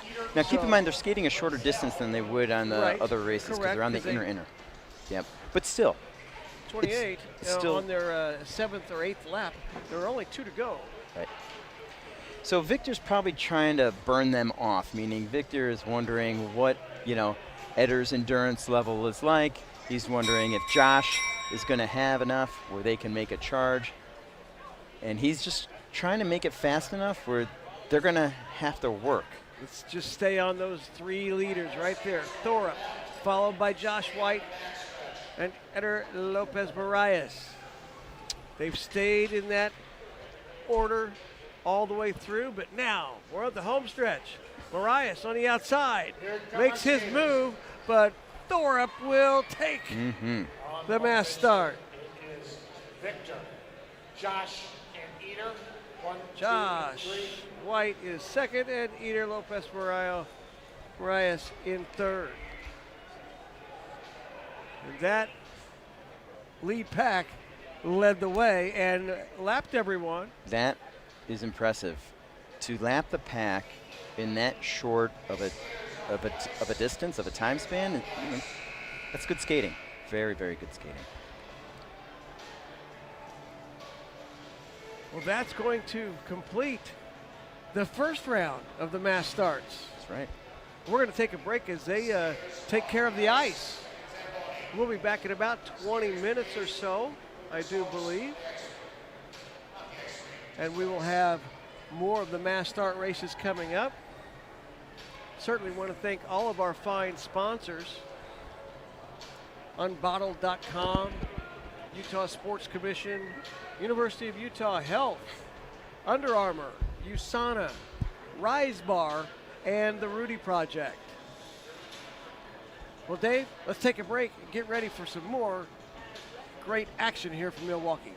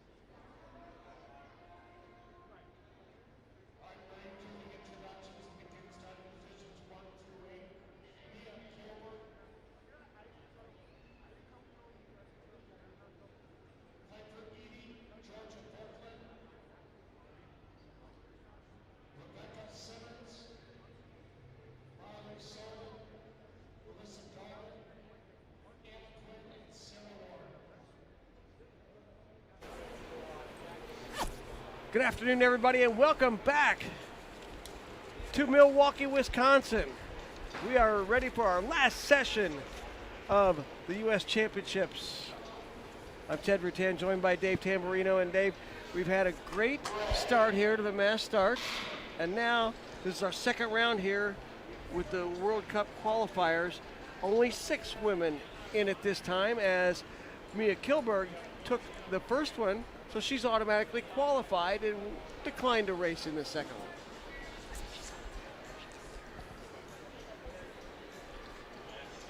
Okay, so we just have 6 athletes out there. And, you know, when you're already on, you know, you already punched your ticket, maybe it's time to, you know, go work on your recovery for the next day. You know, like a nice ice bath. Did you ever take one of those when you were back in your athlete days, an ice bath? Yes, but after being out here on the ice, I don't think, I think a nice sauna would be really good right now. Right. Oh, boy. Or a jacuzzi. Yep. Okay, there we go with the gun for the second time around. Again, this is a 16-lap race. Piper with the early lead, followed by Georgia. Piper and Edie with the early lead. Sarah. Now, correct me if I'm wrong, Piper came in second that last race. Yes, she did. Okay. And The finish was, while you're on that, Mia Kilberg, Piper Edie, Georgia Birkland, Simmons and Solden, I believe. You know what's an interesting story there? Young Piper Edie out of Wisconsin, head-to-head, was able to overcome Olympian Georgia Birkland. And so, you know, that always gets really interesting when you see the young talent challenge our established veterans. I love it. It tells me that Piper's ready to make that move. She's ready to develop to the next level. It's great to see. So, Melissa Dahlman out front, just as she was the first time. Yeah, you know. Giving a little pace. She racked up some points. You know, she's probably going to try and rack up a few more points. I don't know if Melissa has the top end that Piper has if it came to a final sprint. So from Melissa's perspective, she's like, if I can get in on points, I'm going to rack up as many as I can. So our first premium lap coming up as the bell signifies. Really no change in position. Goes Melissa, Georgia, Sarah. Now, one thing that's important to note, though, is points are kind of irrelevant in this race. And I'm going to correct myself, because to qualify for the mass start, you can either win an event or collect points. But with Mia winning the previous one, that means the next slot will go to the winner of this. So it doesn't matter our points.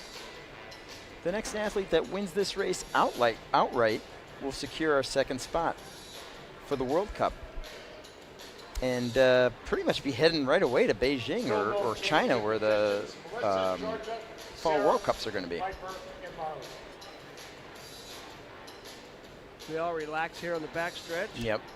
Yeah, so definitely no flyers on this one.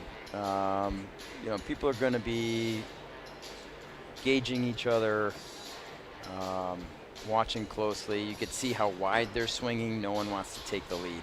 Nobody wants to take the lead.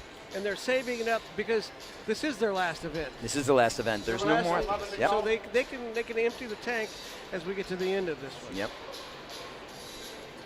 Melissa Dahlman way out front right now, as the others have said, let's sit back here and play some cards. Yep. And are they having conversations, do you think? Are they able to talk to each other while they're out there?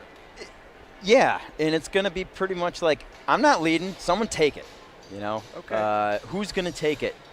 Conversations like, Your turn. don't let her get too far out. Because right now, Melissa, just in that little chit-chat we just had, she's already got 60 meters on him. So, you know, oh, and just for the folks at home, we're going to update that graphic in a little bit. This is a 16-lap race. Yep. So we don't have 16 laps to go. Should be 10 right laps to go, or Yep. 9. There I'm you not go. sure which. We'll know when they come back. The next premium lap with the bell will be the 8th lap. We know that. Yes. That's halfway through. If my math is still correct, 8 is half of 16, isn't it? Last time I checked, but new math these days, I don't know. It's hard to keep up. My kids, I got 3 kids. They all come back with homework, and I say, look, I'd love to help you, but I don't know how to look that up on my phone. Right.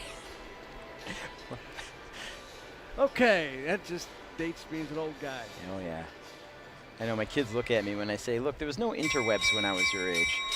Okay, this is definitely a race for first place. Sarah Warren, Georgia Birkland, Yeah. Piper Eady, Marley Soldan. Okay, so the interesting thing here, seeing that it could potentially come down to a sprint, now we're kind of looking at, well, who's got the fastest 500?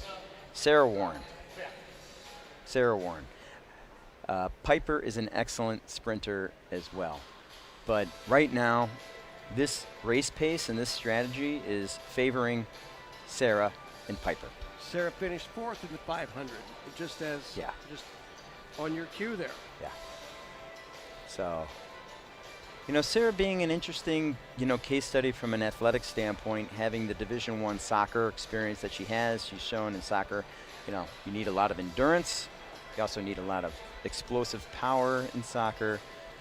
So Sarah, while she is very fast at that 500, does have some capacity for endurance. So just looking at this, how many laps to go now? Should be coming up on 6 to go. Yeah. So the more this race continues in this favor, in this manner, the more it will favor our sprinters. So better for Sarah. Piper can skate many different distances, but has been known for a very, very fast sprint herself. So Melissa Dahlman, being more of a distance specialist, I would say that the way this race is unfolding does not favor Melissa as well. But we'll see. Anything can happen. That's the best part about sports. And maybe she picked it up just to try to help everybody else pick up their pace. Well, yeah. Force the issue a little bit. Yeah. Yeah, for the athletes that prefer the middle to long stuff, they want this pace to be pushed a little bit to fatigue out the sprinters. But I think that train's left the station at this point. I think we're too far into the race for it to evolve into anything except for a race for the sprinters. And they are picking up the pace. Yeah. Pace gets up. Rebecca Simmons in front now. Yep. Rebecca being a distance specialist as well, very good at the 3,000, 5,000 marathon type events. So for Rebecca, she knows that if I have any chance of making this team, I have to push the pace. And that's what she's doing. She's trying to fatigue out Sarah and Piper. Let's see if we have a lap time coming up here.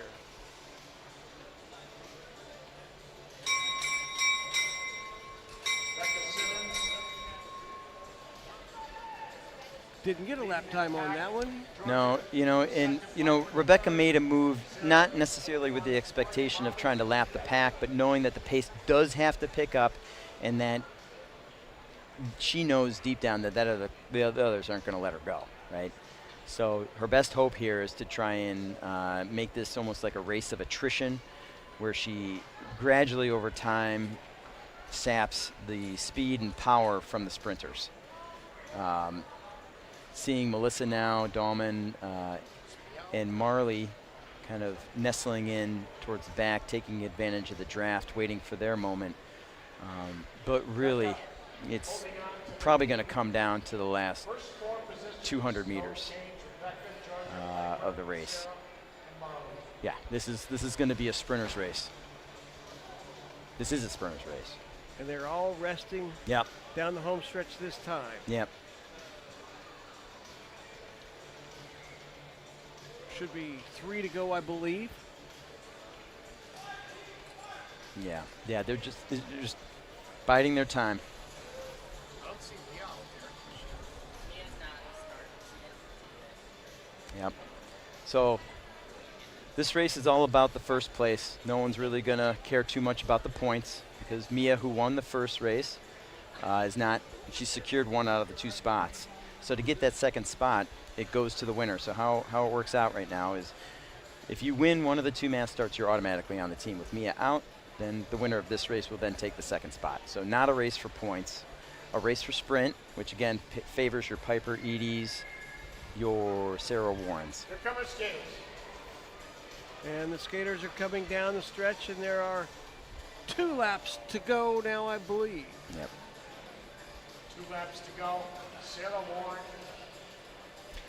We won't see a sprint any sooner than 600 meters, and I know that with to go, and I know it's not a huge statement to say, but it's too long to do a hard sustained sprint. You can only go all out for a certain amount of time. Especially when you've already put in 14 and a half laps. And really, we're coming down to the bell lap. Yeah. And now's when they're starting to Yeah. put out the effort here. Yeah. So Georgia Birkland, Piper Eady, and Sarah Warren are your top 3. okay, here you go. Now I'm taking a look at how much momentum right now that Piper has and how much Georgia has. Piper's got more momentum than Georgia, but Georgia is going to hold that inner track tight. She's going to force Piper to go wide. Going wide forces you to skate longer. And so here it goes. This is Down the Piper's stretch. chance. A Like I said, three-way sprinter's battle. race. And it will be, Ooh, too close I for me to call. believe, Piper Eady. Is Piper Eady, followed by Sarah Warren. Wow, just as you mentioned, Piper Eady able to overtake Sarah Warren down the stretch, or actually hold her off just barely. So Piper Eady took second the first time, and Mia Kilberg won. So she had the automatic qualifier, and then Piper Eady takes the second mass start. I can tell you one thing, having seen Piper work as hard as she has, and her competing at the Junior Worlds last year, you know, she's a new college freshman. Up next. And she is champion. in And the she's mass going to start. the World Cups. And So she is excited. We had the camera shot on her a moment ago, and she is all fired up. I don't know if she talked to her professors before the semester started. Something tells me she may not have, but now she's got to explain to her professors that she's going to hit the road for about a month and a half. That's okay. That's okay. They It's a good had- problem to have. Yeah, I believe she might be able to do some of her schoolwork online. Nowadays, right? They do that nowadays, huh? Congratulations, Piper Eady, Sarah Warren second, Georgia Berkman third, Marley Soldan fourth, Melissa Dahlman fifth in that World Cup qualifier. So now we will have the men World Cup qualifier coming up. Connor McDermott Mustoe took the first one. Second place was, that other guy, Jordan Stoltz. Might have heard of them. Yeah.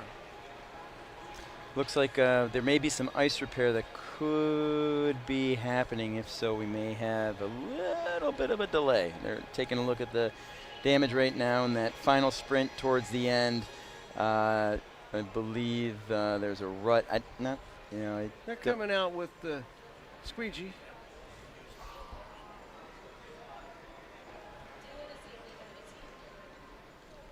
Folks at home, what they like to do with ice repairs, get a little bit of slush, fill it in, use a hockey puck or a trowel to smooth it out, and then every once in a while you'll see them bust out the fire extinguisher to freeze it up. We've had a couple of occasions here this weekend for the fire extinguisher to Oh, take did they bring it out? center stage. Yes, and quickly. But again, just a big thanks and a big nod to the Pettit National Ice Center, as they have been fantastic as hosts. They've been a great host for all these years, but again, this weekend it has been so well run, and really appreciate all that they've done for U.S. speed skating. It is a true partnership, and it begins at the top. Randy Dean, big shout out to Randy Dean, Executive Director here at the Pettit National Ice Center, doing great things ever since he took the helm in 2008. Paul Golomsky, our Head of Operations. Shout out to Paul. All the people in the front office. I will now introduce the skaters beginning in So we're getting ready to start position this 1 through 15. Men's World Cup second Connor mass McDermott start. Mustoe. So Connor's skating it. Jordan Stoltz. Connor won the first one, and Ethan Separat. he I'm- will go ahead and skate again. So that tells me that Casey Dawson. He wants to go for the back-to-back. Ellen Dunphy. Dylan Woodbury.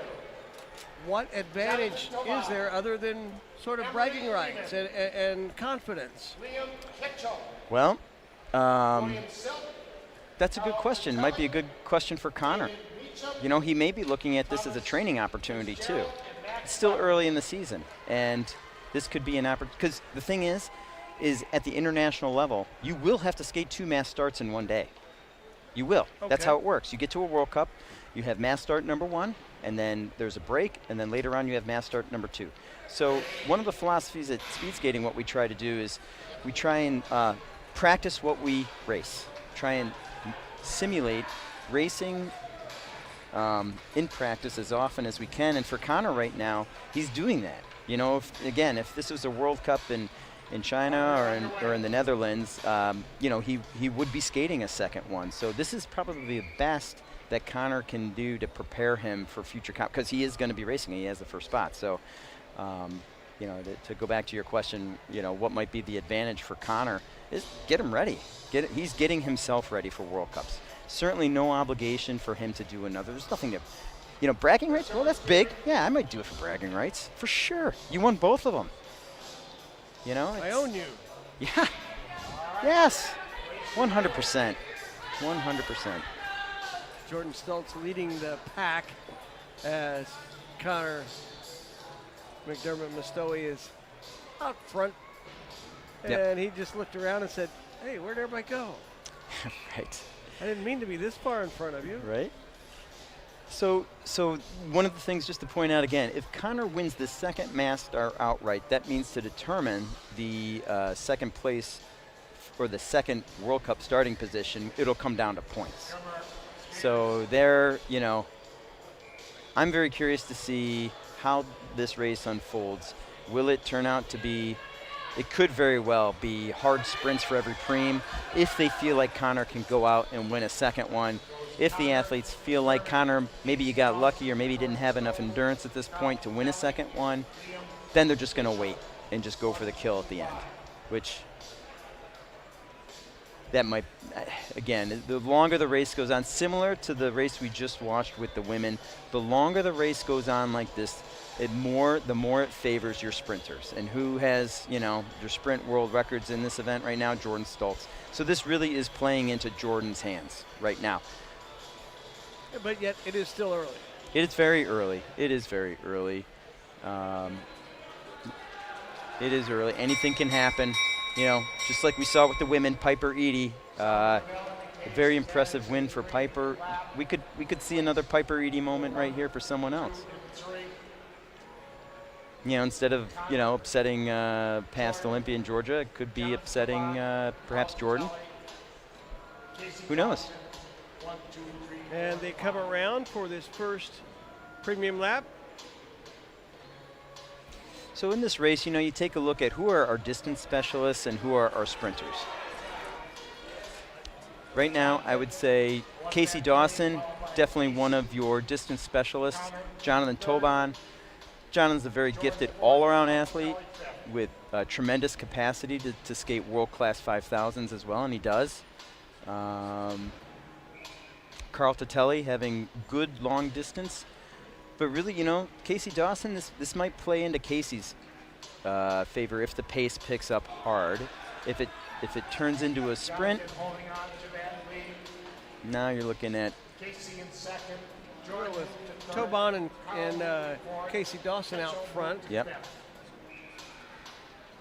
Now the question is with those two building a little bit of a gap for the friends in TV land back home, I'd probably say it's about maybe a 40-meter gap.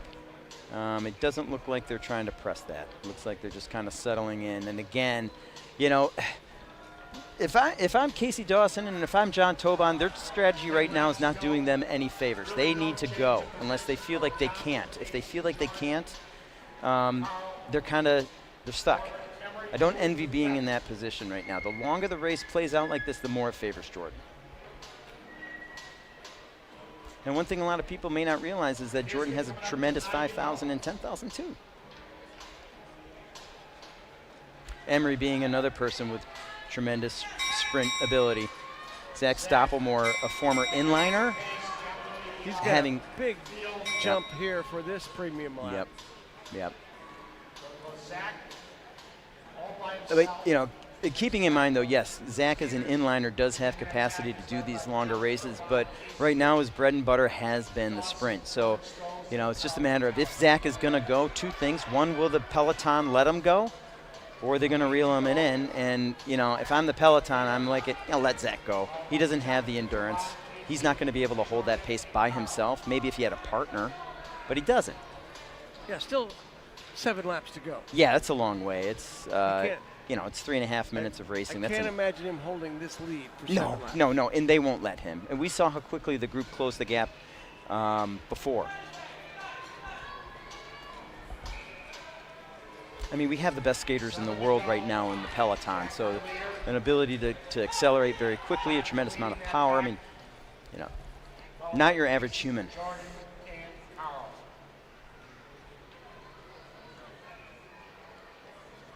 Zach's got about a 50-meter gap on the peloton. So as they come down, Zach Stoppelmore, 6 to go. Casey Dawson, Jordan Stoltz. All right, so the pack's letting Casey go. I don't know if I would advise that at this point. Casey being one of our best long-distance athletes out there. He's also an Olympic medalist in the team pursuit, so we know that he has tremendous capacity to keep going and going and going. You know, he's out of Utah. I don't know if he was born in Park City, but, you know, having that high altitude in your blood for that long, you know, you got a lot of hemoglobin, a lot of oxygen buildup in there, and it looks like Casey's backing off, so he's going to let him catch him. So that's interesting. Again, this is playing towards the sprinters, this event. Kingsby coming up to 4 to go. Yeah. Coming up on 4 to go here. Yeah. And they've already cut the gap way. Yeah. So Yeah. he wasn't breaking away for sure. Yeah. You know, I'm not comfortable saying that Connor's going to be in a position to win this. Just looking at him laboring while he was leading the peloton a few minutes ago, and I don't know. It's just I just feel like this is just playing more into the favor of your sprinter. And if you'll notice, Jordan really hasn't pulled much. He's sat. He's sitting. And I don't want to go head-to-head with Jordan ever in a sprint. No. Right? He's the GOAT. And he's 19.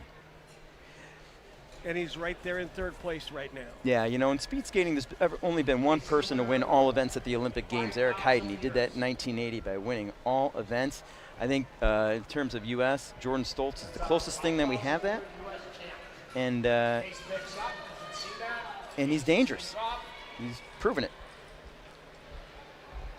2 laps to go. Yeah, that's a sprint for Jordan. Jordan being an anomaly. You know, talking before about, you know, a true sprinter or a sprinter maybe, you know, being able to sprint nothing more than 200. Yeah, you know, Jordan Stoltz is a little different. You know, he's demonstrated the capacity for very high output, very fast speed, obviously, with his 500. But then 1,500, 5,000, he can hang. Jordan Stoltz in the lead with 1 lap to go. Yep. Jordan has a lot of short track experience, a lot of mass start pack experience as a kid. So for him, it's just going on instinct now. And I just, you know, it's going to be very difficult for. Be difficult for anyone to catch Yeah. him. But here we go. This is why they race. But Jordan Stoltz, There it is. he likes coming in first Yeah. and does it quite often and quite well. Connor now with the finish. See it one more time as they came down to the finish. Jordan Stoltz says, I've got this. He's got it. Ethan Sepperin in 2nd, followed by Carl Tatelli, Connor McDermott Mostawi, and Kellen Dunphy. Well, congratulations to Jordan Stoltz. Once again, wins the race here in Milwaukee. So unofficially then, Jordan and Connor. Connor and Jordan, Jordan and Connor. Congratulations, For our 2 mass starts positions at the World Cup. finish.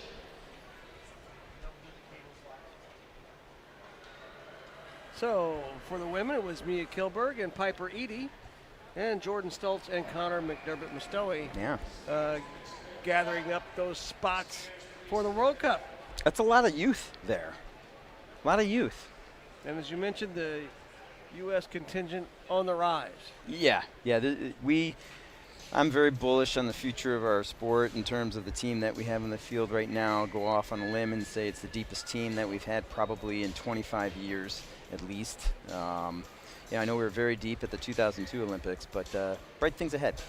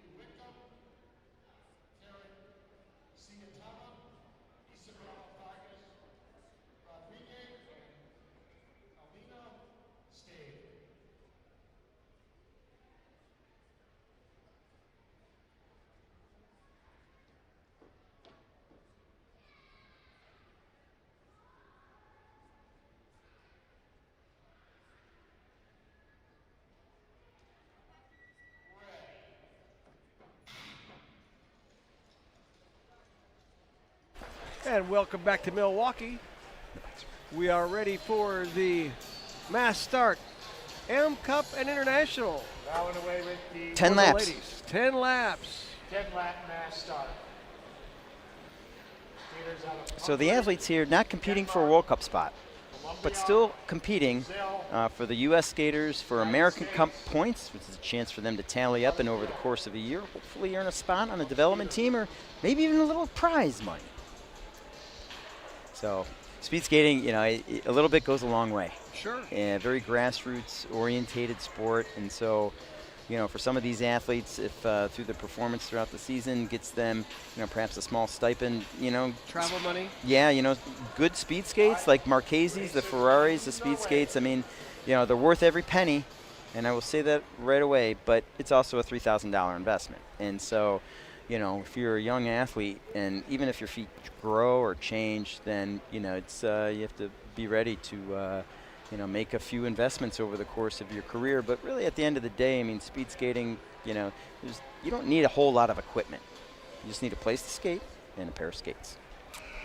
And the desire.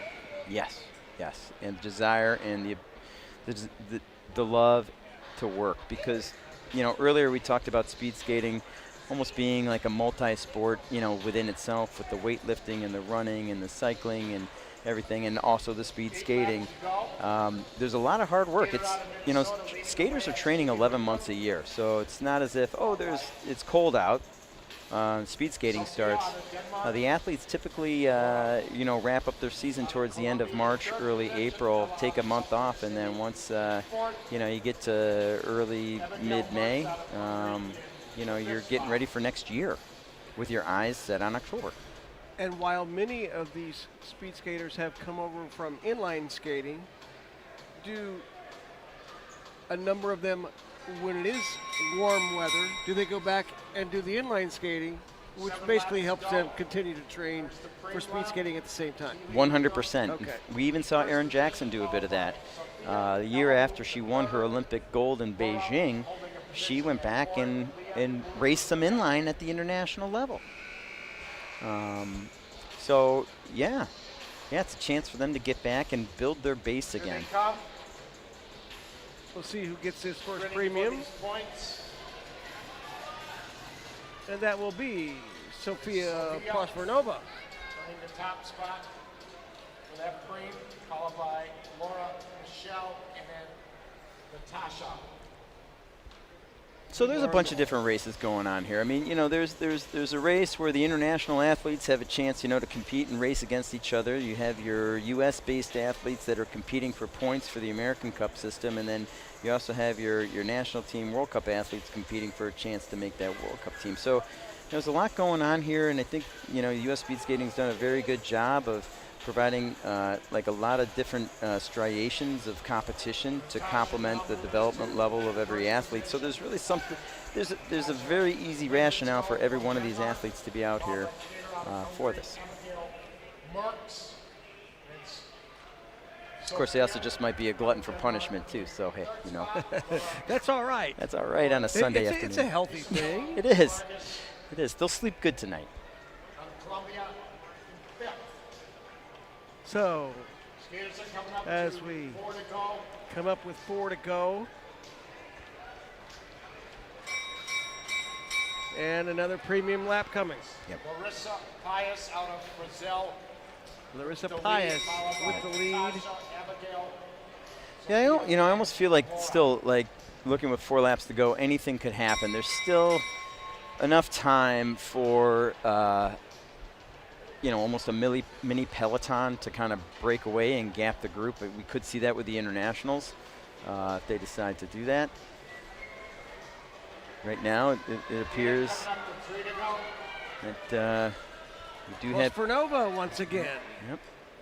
Sophia with the lead, followed by Laura. Doesn't look like anyone's going to do that, though. They're just going to kind of nestle back in and get back with the pack. So, not to keep repeating myself, but I do think that this is going to probably play out to your sprinter.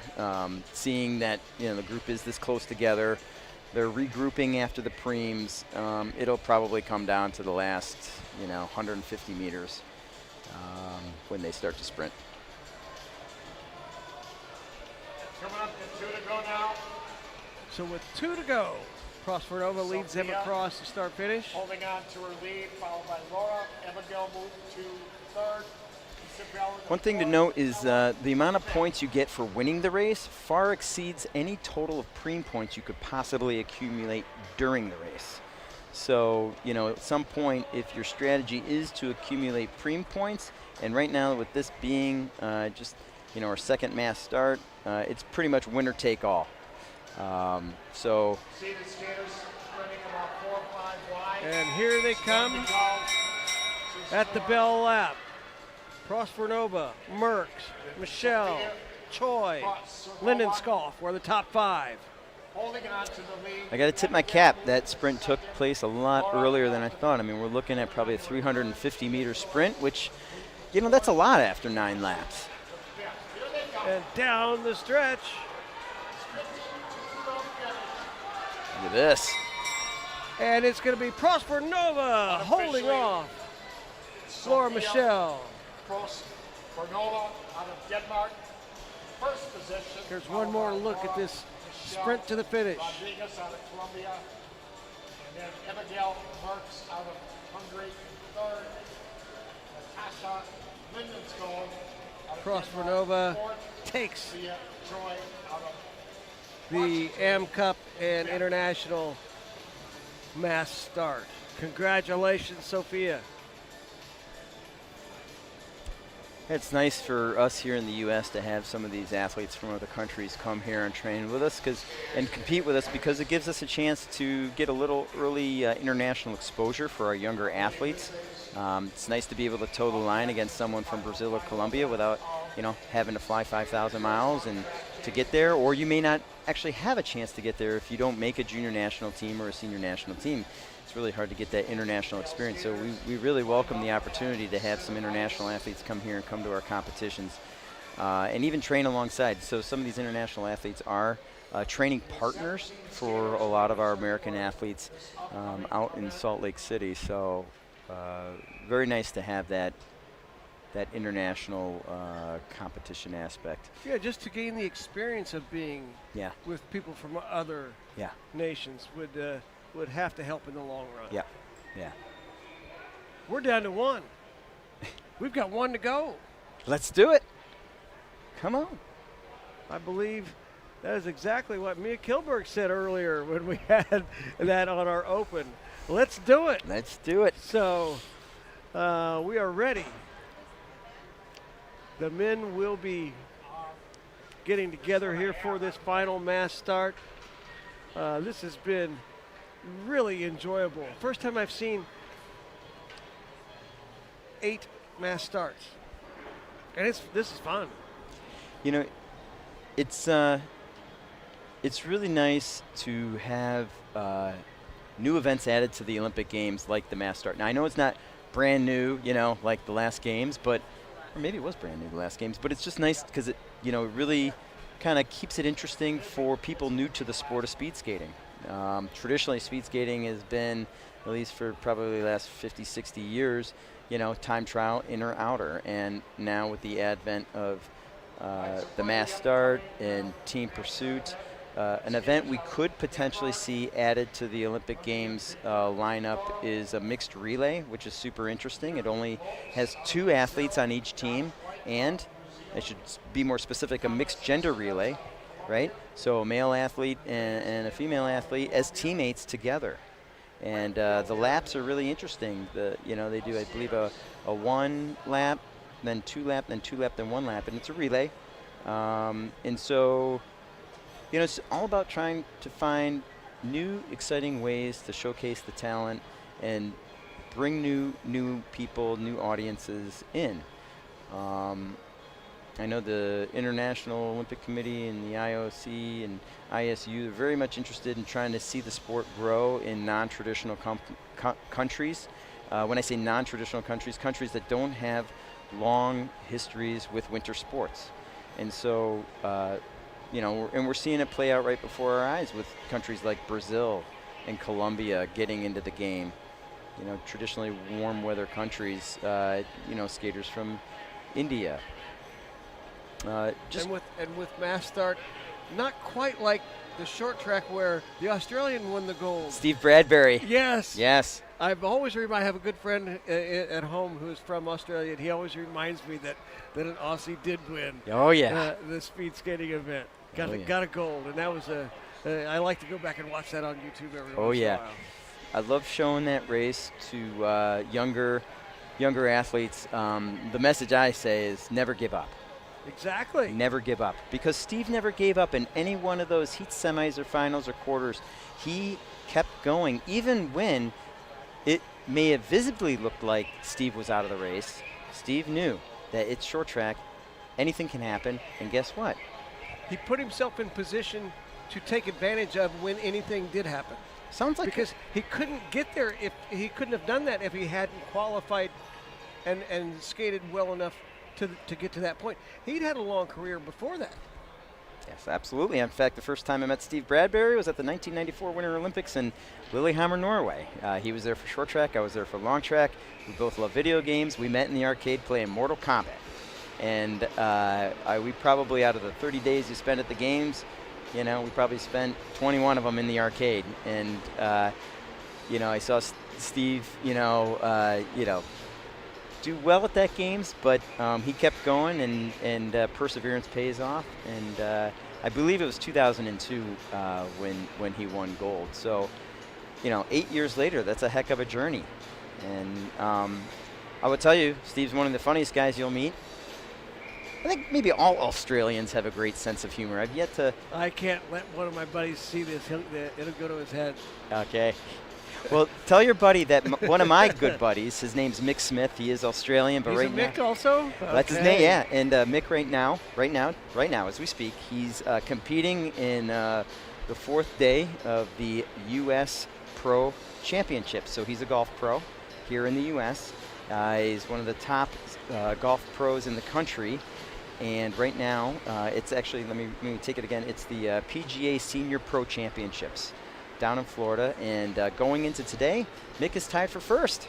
Well, let's root for Mick. Mick Smith out of Summit, Wisconsin, originally Sydney, Australia. Moved here for golf, met his wife Julie from the area. Had a chance to caddy for Mick this past April out in Albuquerque, New Mexico at the PGA Pro Championships, where Mick was trying to qualify for one of the 20 spots to compete at the PGA Championship in New York this past year. Proud to say, carried his bag. We made it through the cut day 4, and then unfortunately with four or five holes to go, the putts weren't dropping. It happens. It happens. It's golf. It's golf. Some say that's a 4-letter word. And now, how was carrying the bag? It was As the hard caddy? work. It was Yes. hard work. Whole new respect. I had never caddied before. And, Mick has a pro bag, so probably weighs about 40 pounds.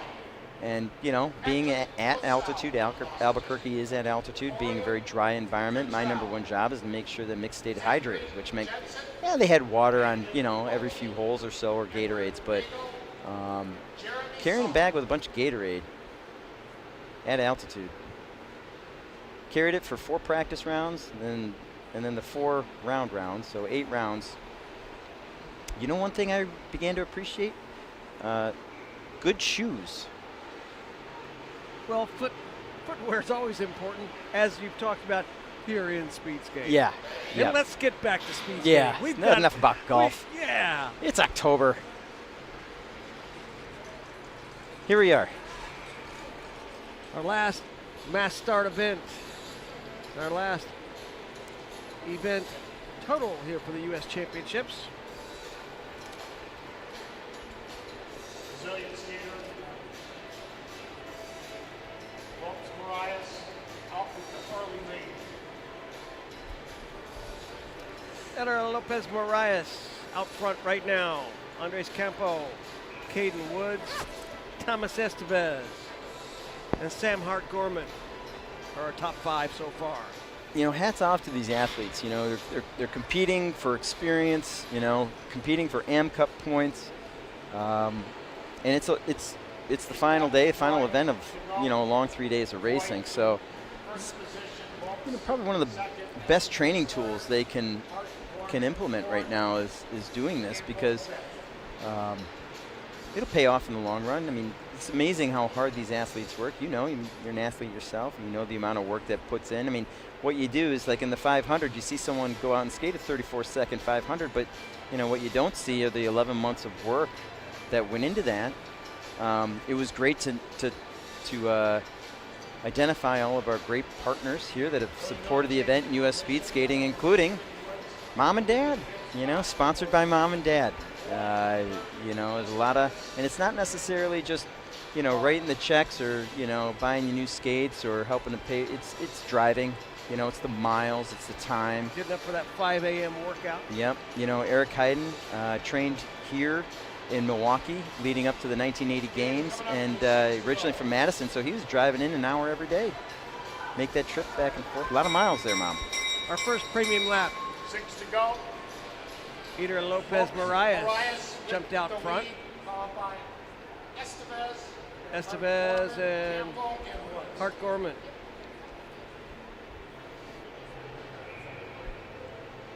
Preem lap. Again, this is 10 laps for this Am Cup International. And it looks like no problem for Marias to take this one. He even gave a look back with about 50 meters to go to make sure that nobody was going to try to press the issue. And that 4-man mini pack out front. Yeah, you know, it's nice to see, I think it's Caden Woods. Is that Caden Woods in there with Yes. that lead pack? Yes. Good to see. I like that. Peter's coming up to 5 to go. And now it's a 5-man, and they're joined by 3 more. So There you go. Interesting. halfway through here, 5 to go.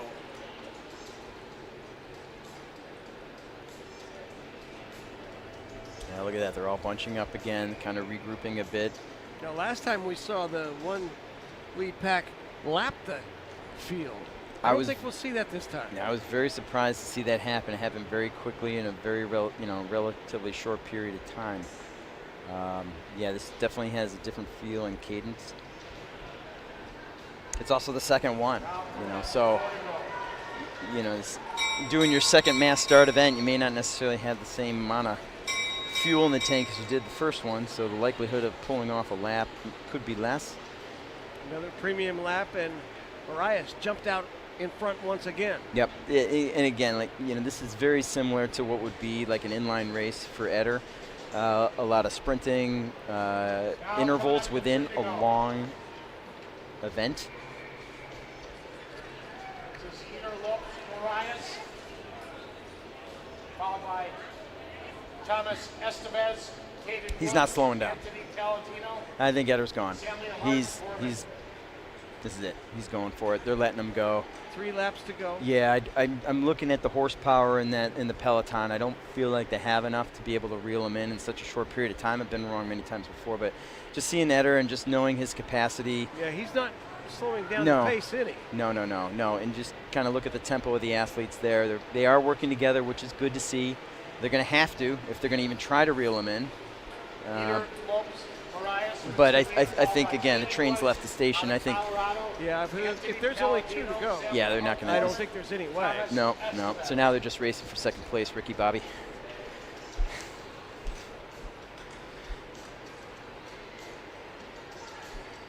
Yeah, if they're going to go, that shake and bake would have happened about two laps ago. So there's Eder. Staying a few. Eder Lopez Marias. Eder Lopez Marias out of Brazil. Now here Eder's coming in. He's got, you know, maybe 250 meters to go for Eder. You know, things usually. Yeah, He's cruising. he's cruising. Let's see what kind of a battle we have here for second. Yeah, this will be fun. And not to take anything away from our winner of this race, right here with Yep. Eder Lopez Marias. There you go. Unofficially, Eder first. Lopez Marias with unofficially crossing the finish line. Samuel Hart Gorman in There you go. second. Samuel Hart Gorman, Thomas Estevez, And another sprint here for the end. That's just Anthony Paladino, and great to see them pushing it to the last time to cross the finish line. And we have crossed the finish line for the last time here Sadly, hopefully there'll be another opportunity. at the Pettit National Ice Center here in Milwaukee, Wisconsin.